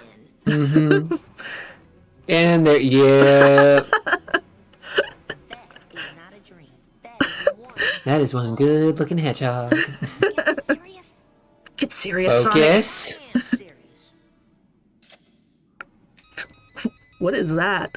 That is the magical wafer. Techno. Look, I'm in the tech world, and Sparrow, you got to know. There's the magical tech wafer. The tech wafer. The tech wafer. Look, I don't just play Nicole on streams where I join up to talk with my friends. I too work with technology in my spare time, and the tech wafer is very important. Everybody here who works in like support or coding, the tech wafer. You know the tech wafer. Hedgehog, but this time we've got. Just it's a thin mint of knowledge and data. Thin mints. Yeah, there we go. It's not quite Girl Scout season yet. Next month, I think, is when you can start getting cookies. Wow, this is one heck of a lead in. Yeah, they really like ripped, like, I think it's almost over, but like a good chunk of the episode is just like in this fan game. It really is. I'm cut like a part of me is impressed, and the other part of me is like, I would like to get to the game, please. I know. Okay, here we are. They break out. We're at the game! We're in the game now. I'm trying to remember the controls. I figured out A button means jump for some reason. And like if you double tap, you run. Woo! There goes. Oh, Whoop. heck yeah. Whoop. Got him. And Sally was not a fighter, so this is so funny, but she's just gonna kick bot ass. Some SWAT bots. Heck yeah. Living the dream. Oh yeah, no. If I ever get to your place in Meat Space, we definitely gotta. We gotta figure out how to do this multiplayer. Yeah, because this would be a This is hoot. pretty hard, actually. Like I played this a little bit before to make sure you know it was doable, and I was like, oh, ah. Oh god, the anti-hedgehog missiles. Oh man. Like I did not get that's- very far, so I'm curious how far we're going to actually get. Oh, nice. They threw out the little things. This is tough. Wow, this is level 1? This looks like a Yeah. level 2. I mean, I think it probably would be easier if it was multiple people playing. Whoa. Ah! And beat 'em ups is definitely not my genre. So I played a lot of Streets of Rage as a child, but that was 25 years ago, so Oh my gosh. Yeah, not everybody can be the mayor of San Francisco without a shirt. So we have to go and be the Princess of Mobius in a vest and slick boots. Ah. No! the shredder. Good kick, you got this. Yes! At least I made it to another checkpoint. Ah! Oh my god. Okay, so she's mostly a kicker. That's fine. She Yeah, got I a don't know why good they gave jump. Sally so many kicks, but that's like her thing. Oh gosh. Probably because of the boots. They were probably thinking, "Oh, boots. Oh, good grief! How oh is my she supposed gosh. to beat this?" There? No, that would work for Sonic. He bounces up stuff. Yeep! Oh, There you go. You're getting it. You're getting it. oh, I'm gonna die. It's okay. Ah. Oh, In the clutch. In the clutch. I got Oh, 3 there it lives, goes. so let's see if we can do this. Ah, gosh. Oh man. Hold I don't together, know how Sal. much health this thing has. Yeah, usually in the Sonic's games, it's like the bad guys in the level are 1 or 2 hits, and then the bosses are like 5 to 10 Oh my gosh. hits. You are way past 10 hits. There we go. Oh, do we get another cutscene? Oh no. Air We're in quotes. Robotropolis Escape Act 2. There we go. Whoop. So a lot of the game just seems to be standard. I haven't gotten past this act yet before. So we'll see. Well, I don't I'm know what cheering comes you on. next. I just had to show this off because it was so cute with the Sally sprite. Right? On the This is bunny something sprite that where she had a that fan reach. made like 15 years ago. Oh no, I Oh died my again. gosh. Still got 1 more life, One Sal. more You life. got it. And then we'll try out Oh, one wait, of the I'm other not supposed characters. to. Yeah. I played a little bit I'm of supposed Bunny to- last time, and she has a kind of cool Oh. mechanic. Oh yeah, that extendo arm thing. Oh, very cool. It's the buzzsaws. They suck. Activate! Activate checkpoint! Oh dear, they are keeping you away from that checkpoint. It should have activated. I don't know why it didn't. Maybe I didn't run yeah. right into it. I need to submit. There we go. There we go. Now it's A bug done. report. To this guy who made this game 15 years ago. Seriously. I'm sure they checked it.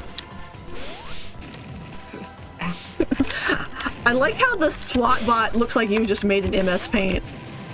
Yeah. Like all the other like pixel art is pretty cute. The SWAT bot is like very like 2D looking. Yeah. Man, could you grabbed a swap bot from the show? Yeah, it's just funny. Like all the other little robots look very like probably ripped from one of the games. Mm-hmm. But oh, there we go. Okay, you gotta pass Yeah, you gotta literally get. in Oh, front of what it. the heck was that? A mech? What Ah! the heck? Oh, is that Snively?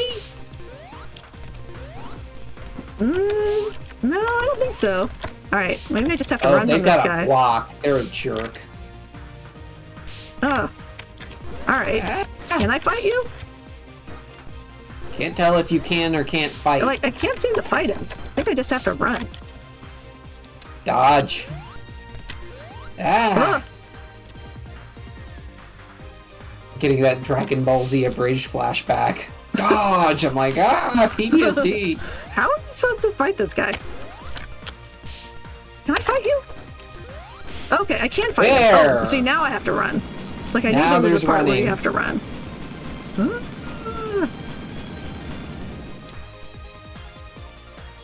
We're running and we're running. Still running. We're still running. Sally's got a sweet vertical leap. Oh, okay. Oh, there he is. Fight He's this guy back. again. Come here. Come here, a-hole. Big jump, big jump. Oh. There it is. Oh. We have one more life? Oh no. Nope. We have a credit. We have credits though. Select hero. Ooh, let's switch be. over to Let's yeah. let's try Bunny this time. Yeah. Oh, she's cute. Hey, y'all. Boom. Run. Now it's... She has kind of a wonky run cycle though. Yeah, couldn't quite figure out what to do with those metal legs, huh? Yeah. Unfortunately, Bunny knows what to do with those metal legs. Kick Badnik butt. Oh yeah, my little inner 12-year-old is just singing with joy over this now. Run! Gotcha. Run! Ah, Well, run! Bunny, you need God to damn run. Ah. Did you ever have that day where you're like running from the man and the man's got missiles? I do feel like a Alright. small furry creature in an overdeveloped I only hit him neo-noir one time and I have to cyberpunk. run. Whoa. Oh, man. Will I beat this level? Oh, man, that'd be wild. This seems like a really long street. This is, yeah. I've seen that cone several times. How many times have I seen that apartment building? Oh, and we're At least running I can again. hit him once and then you have to run. Yeah.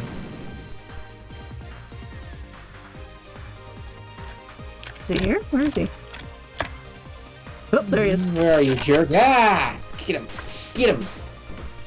Oh, I'm gonna get past your defenses. Oh, now you just get to fight him. All right. There you go, bunny. You yeah, got they this. really don't give you a moment's rest in this game. No, they don't. Jeez. Oh my gosh. Yeep.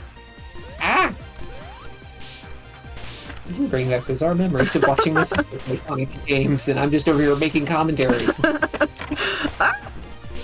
Yeah, whoa! Oh, funny. Oh, is she out of lives? No, okay, that was just our Nope, first nope, life with she's her. coming back. She's coming back. Come on. Bunny, come on. You should be able to hop over this guy and Oh, punch come him. on. Oh, There we go. I'm not sure if you guys can hear me button mashing on the call, but oh my gosh, on the stream. Oh, Dang it! we're running, we're running. This is the longest street in the world. This is the longest boss battle in the world. Good grief. I'm just running and running and running. Yeah, just keep running. He's got to catch up with you. Make him work for it. You would think. They really... Were y'all really proud of this run? Oh, there he goes. Ah! Man. Am I not? It looks like he's lifting up his boot. Is it that he's like blocking me? Yeah. And that's why I wish he had a health bar. Because like how many times do I have to do this? Oh, Yeah. we're running, we're running. Normally we know that. Ah! We're trying to run.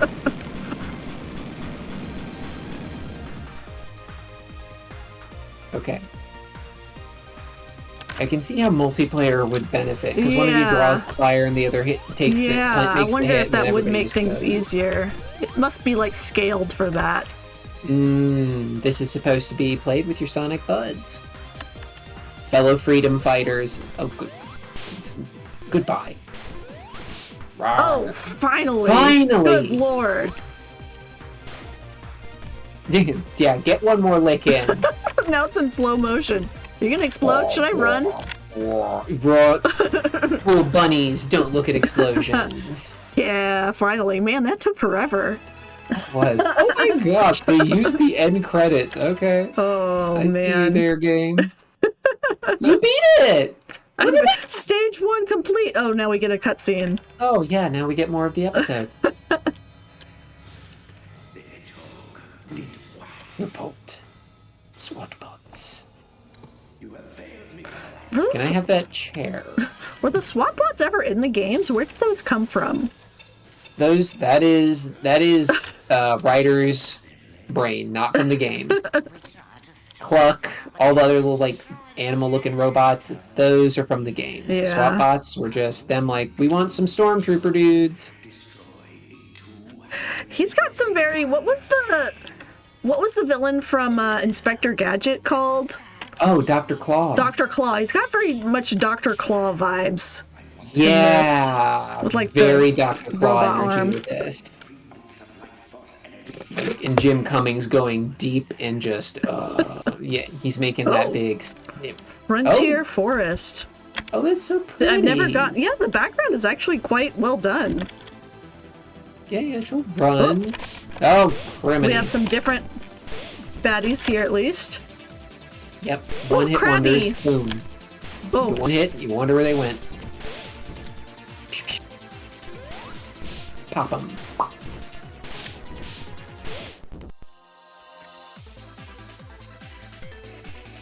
I do like that sound, the bing boom, when you hit those. It's so satisfying.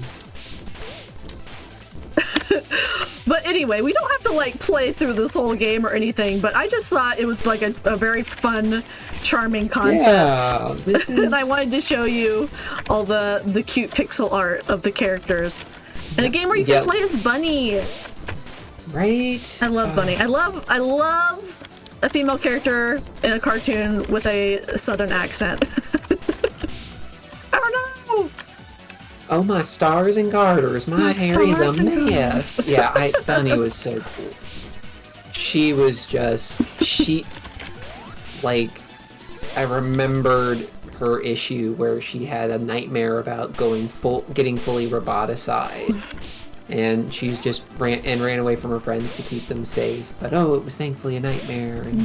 But it was like really, like, it showed this character that before was just like very tough and running around. And this was, and they built on that. That was always kind of the thing. There was a point where they kind of had their eye on the ball like that and just built the characters up slowly in this big wild world soap opera drama that they had, like, to the point where it's so funny. Like, Bunny's character concept is really pretty interesting. Why won't this go? Oh, you already got it. It's red. Oh, I see. A boss already. Oh, dude. A mini boss, I guess. But like, originally, like, when she's introduced in the comics or something, she's like, I want to be your hairdresser to Sally or something. I'm like, what? Yep. That got dropped immediately. I'm pretty sure. I don't remember it ever coming up again.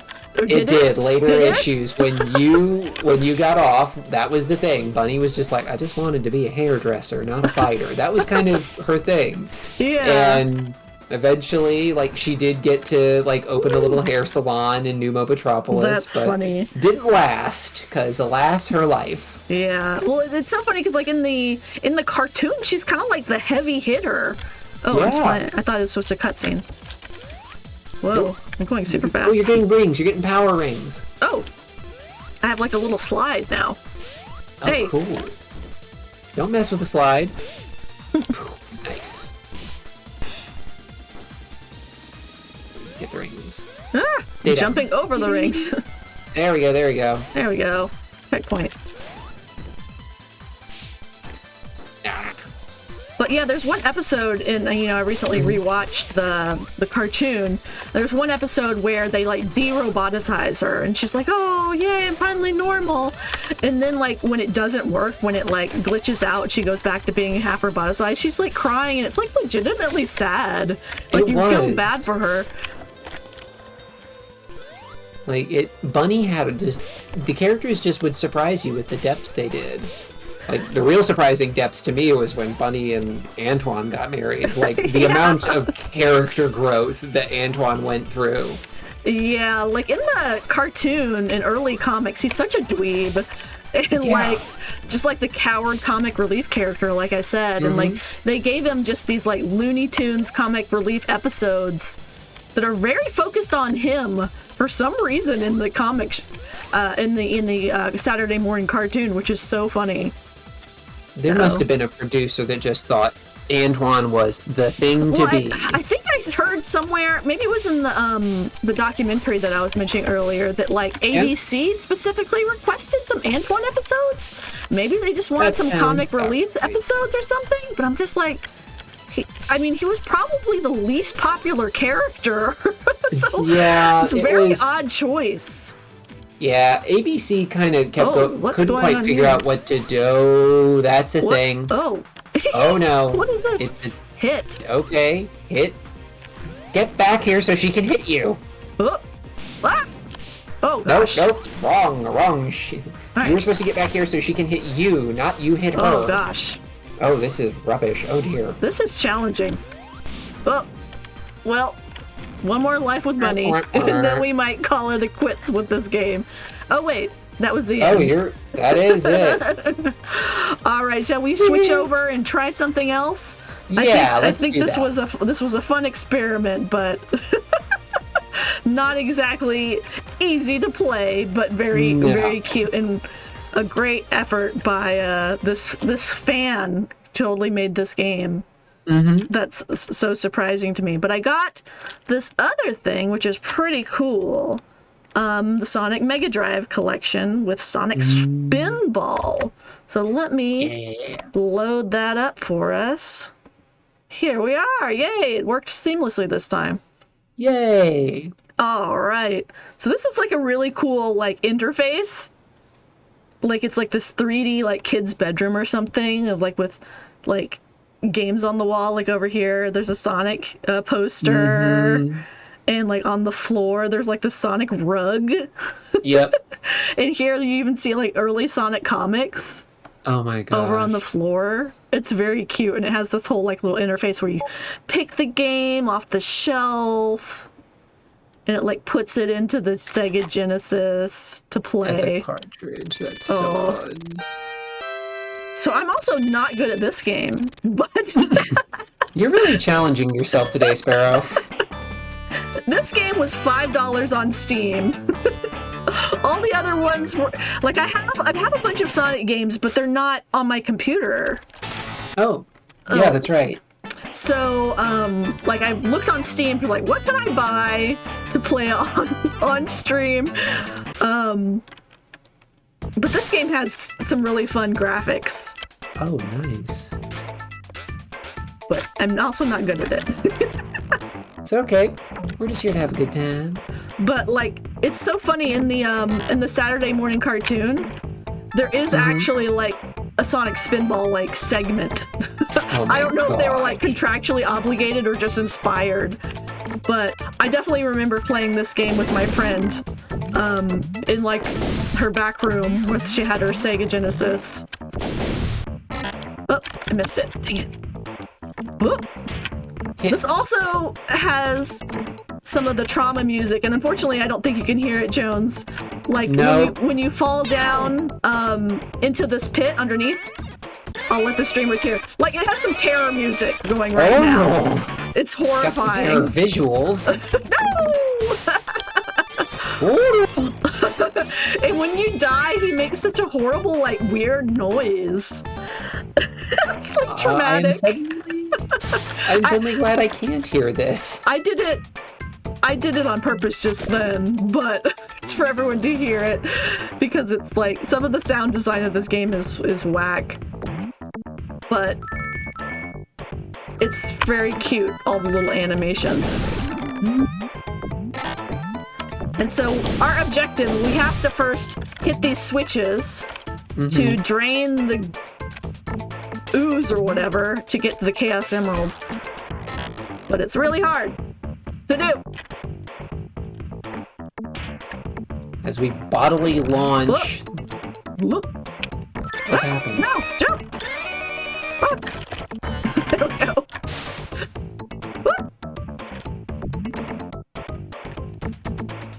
So, weird thing I found out while I was doing research about like the Sonic games. Sonic was originally a rabbit.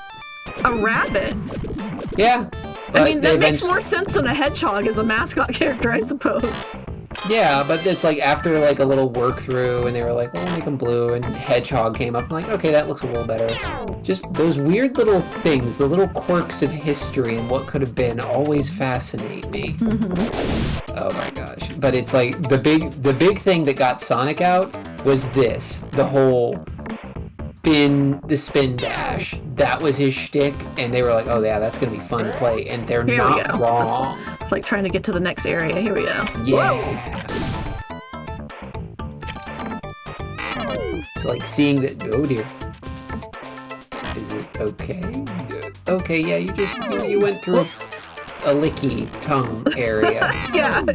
You keep going through There's a licky tongue area. Oh, I keep on going through the same area. There we go. Yeah, that's it. Pull the lever! Sonic? No, the other lever. Oh. Getting eaten by this the mouth slime. is poorly... Oh. Stop eating her!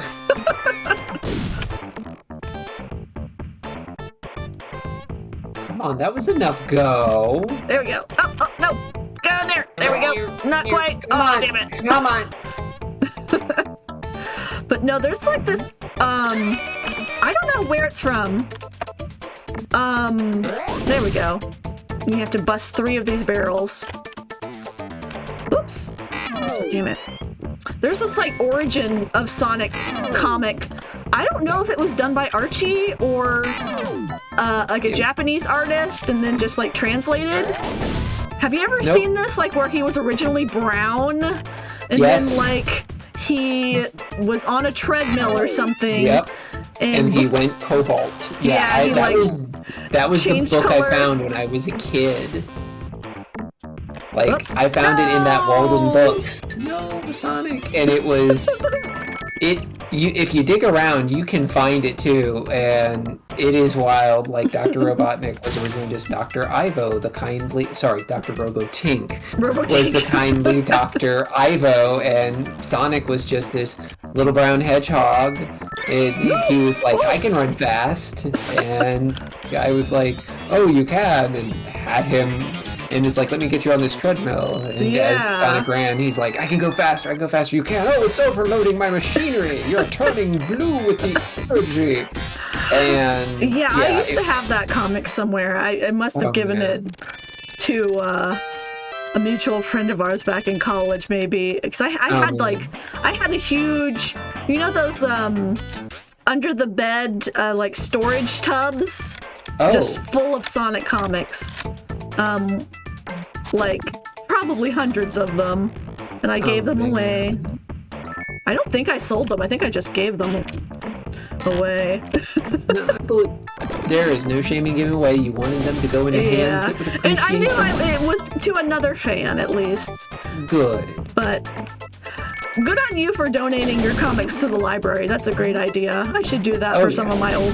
I have so many old like.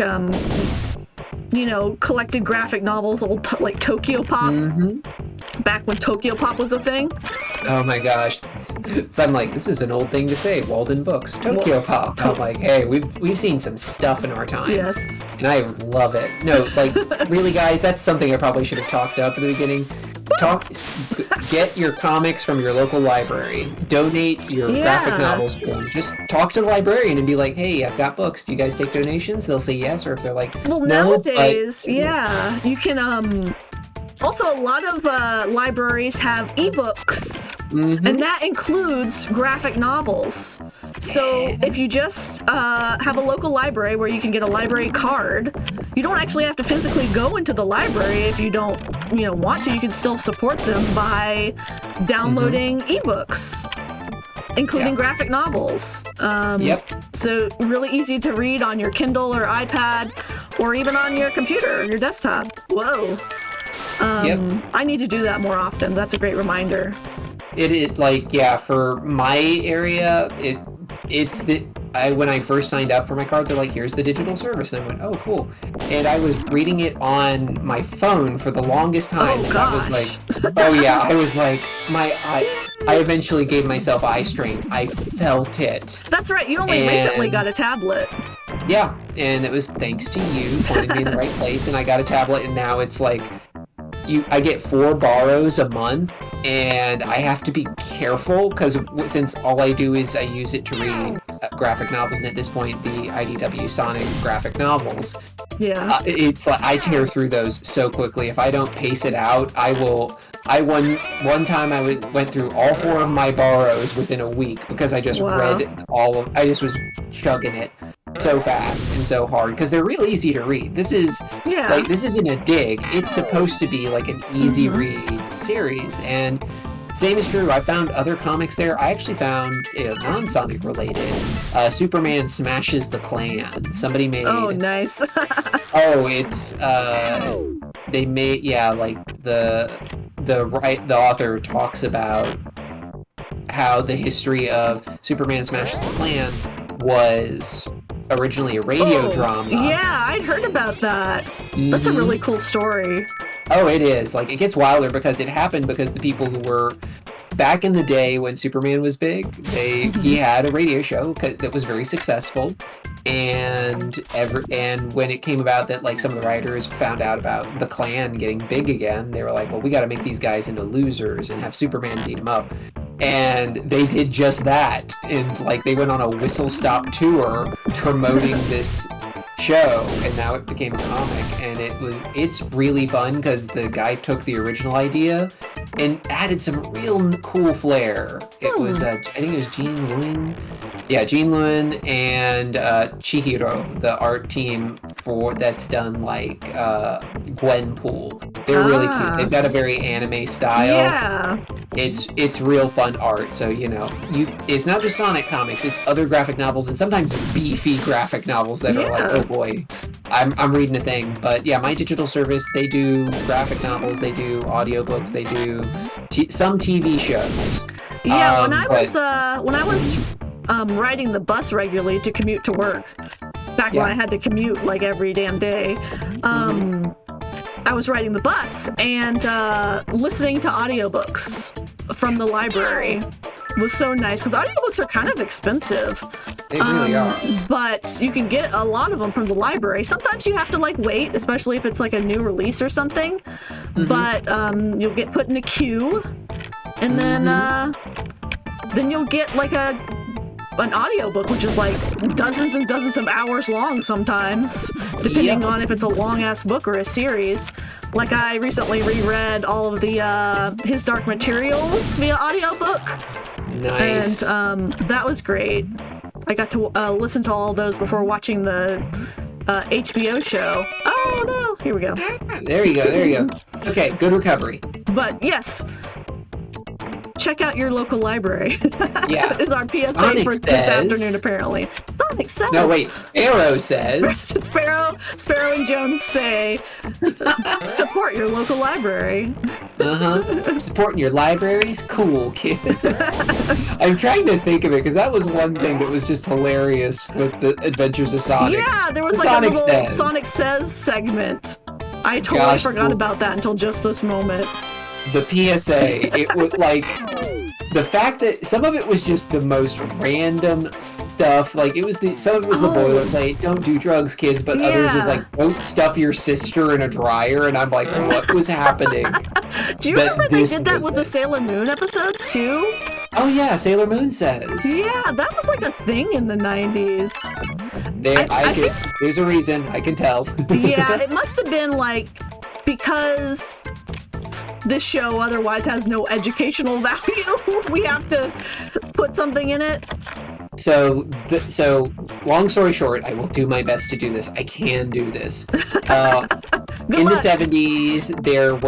70s, there was just kind of TV, and there wasn't really TV for kids. 80s hit, hey, TV for kids, which were basically commercials. He-Man, Thundercats, G.I. Joe. We all remember this era. Game over. Legislation started kicking around about the 90s. They were like, there has to be some merit here. It has to be a certain limit, and they figured out how to toe that limit. And then, even with that limit in, they're like, this isn't enough. No children's TV can be anything but educational. And they passed that legislation, and that pretty much like killed a lot of creativity. So those PSAs were like them trying to meet that minimum curve. Some of them were hilarious. Some of them were, what have you. But it was. Oh man. Just reminds. Sorry, I think I remember there was one Sonic Says where he's like, "Don't do crack." Like I think I vaguely remember Sonic saying, "Watch out for crack." Hilariously bad. Exactly, Reku. Well said, Reku. Well said. I think that's enough gaming for tonight. Let's transition back to our talk show background. I'll go back to my chair with my mug. It's a nice chair. It's a nice gosh. Well, it is almost 11:30. I can't believe we've been talking for over 2 hours now. It doesn't feel like it. It doesn't. It really doesn't feel like it. Sonic says, "Don't do crack." Oh my gosh! But this has been like so fun. I'm so excited for more of these conversations with you, Jones, and with other folks. I know, Reku, we have had our own little chat sidebar about possibly doing our own little talking sugar, maybe about his favorite series, the Xenosaga series, which is a series of video games that I know he's been into for a really long time. So look forward to the announcement about that. Hopefully that will be coming out next month, but we will release the details about that eventually. So please stay tuned. Please. This is a great show. You need to watch it. You need to sit here and talk with Sparrow and then show up and watch Sparrow chat with people. You have been a terrific host, Sparrow. Thank you so much. Well, it was so much fun. Thank you again, Nanashi Jones, for joining me to talk sugar about Sonic and play weird fan games and weird spin-off games for Sonic as a pinball. Oh my gosh. I love it. It's like, that is Sonic at its best, because whereas Nintendo is super precious, like, okay, only the best things can happen. Only the best. How'd Super Mario Brothers happen? Mistakes were made. Only the best. Only the best. I love John Leguizamo, Bob Hoskins, but like Sonic, they were like, let's just go. Let's just... Oh my gosh. Maybe the Mario movie, the old Mario movie, is why Nintendo has been so iron-fisted with their properties since then. That, you may be right, but yeah, like Sonic, they did not care. He had like 3 cartoons. We did not even touch on Sonic Underground. Oh my God, no. We will. That'll be an episode of the podcast / YouTube series or whatever we're going to do. Because we didn't even scrape that barrel. Oh boy, there's so much, and that's what makes Sonic interesting. He started running, and he's left a lot in his wake, and we're just here catching up. But it was so much fun talking with you, and thank you all for sticking with us and chatting with us during the stream. That's why I love VTubing, is having, just fun, nerdy conversations, hanging out with my friends, and I really appreciate all the support. And thank you again to Nanashi. I had a blast, and I hope you did too. Very much. And, before we sign off, where can our audience find you if you would like to be found? If you want to find me, I do have stories on Archive of Our Own. Just look for Nanashi Jones, all one word, and look for the one about Teen Titans. That one's got a lot of traction. And we talk about romance. One of my big blow-up fics that I think I have to my name is a Raven Starfire fic. So go check that out on Archive of Our Own. You can also find me under Fan-fic. I wrote a bunch of stuff there that got real hot. But I'm just like you guys. I'm online. I kind of poke around. I'm over on Twitter. I'm over on let's see here, Twitter, Archive of Our Own, and I am here. You're looking at it, so okay, I'm not everywhere, but please go out there, read my stuff. You don't need to be everywhere, but yes, please check out Nanashi's stuff, support her. She is awesome, very sweet, and super creative, so check out her stuff. And I hope everyone will join us next time, potentially, when Reku and I are talking Xenosaga. Stay tuned for that announcement. But if you out there in the internet-verse, if you have a topic that you'd like to chat about, would you like to be on the show? Please drop me a line. You can DM me on Twitter, or you can email me at sparrowbstreaming@gmail.com. That's all one word, sparrowbstreaming. And don't forget to hit that follow button and subscribe to make sure you get the notification the next time I go live. I really appreciate all the love and support the channel has gotten so far, and if you can help us spread the word and help us continue to grow, you will end my unending gratitude. And I'm excited for this kind of like next step in my journey, doing these new kind of collaborations. It's super exciting for me. And you can always find me here on Twitch, streaming these fun conversations and chill games every week. This will probably be a monthly series, so you can watch me live or check out my VODs, my VODs on YouTube, as well as on various social media platforms, X/Twitter or whatever we're calling it today. I'm also on Instagram, and that's basically it. I'm also on YouTube and, of course, Twitch. So all my links can be found at my link tree Linktree at linktr.ee/sparrowbee. That's Linktree with like the dot is between the TR and the EE. But that's it for us tonight. See you next time, everyone. Thank you again to Jones for sticking with us and all of our chatters tonight. Stay sweet, Thank you, y'all. guys. Bye. Support your local library. Bye.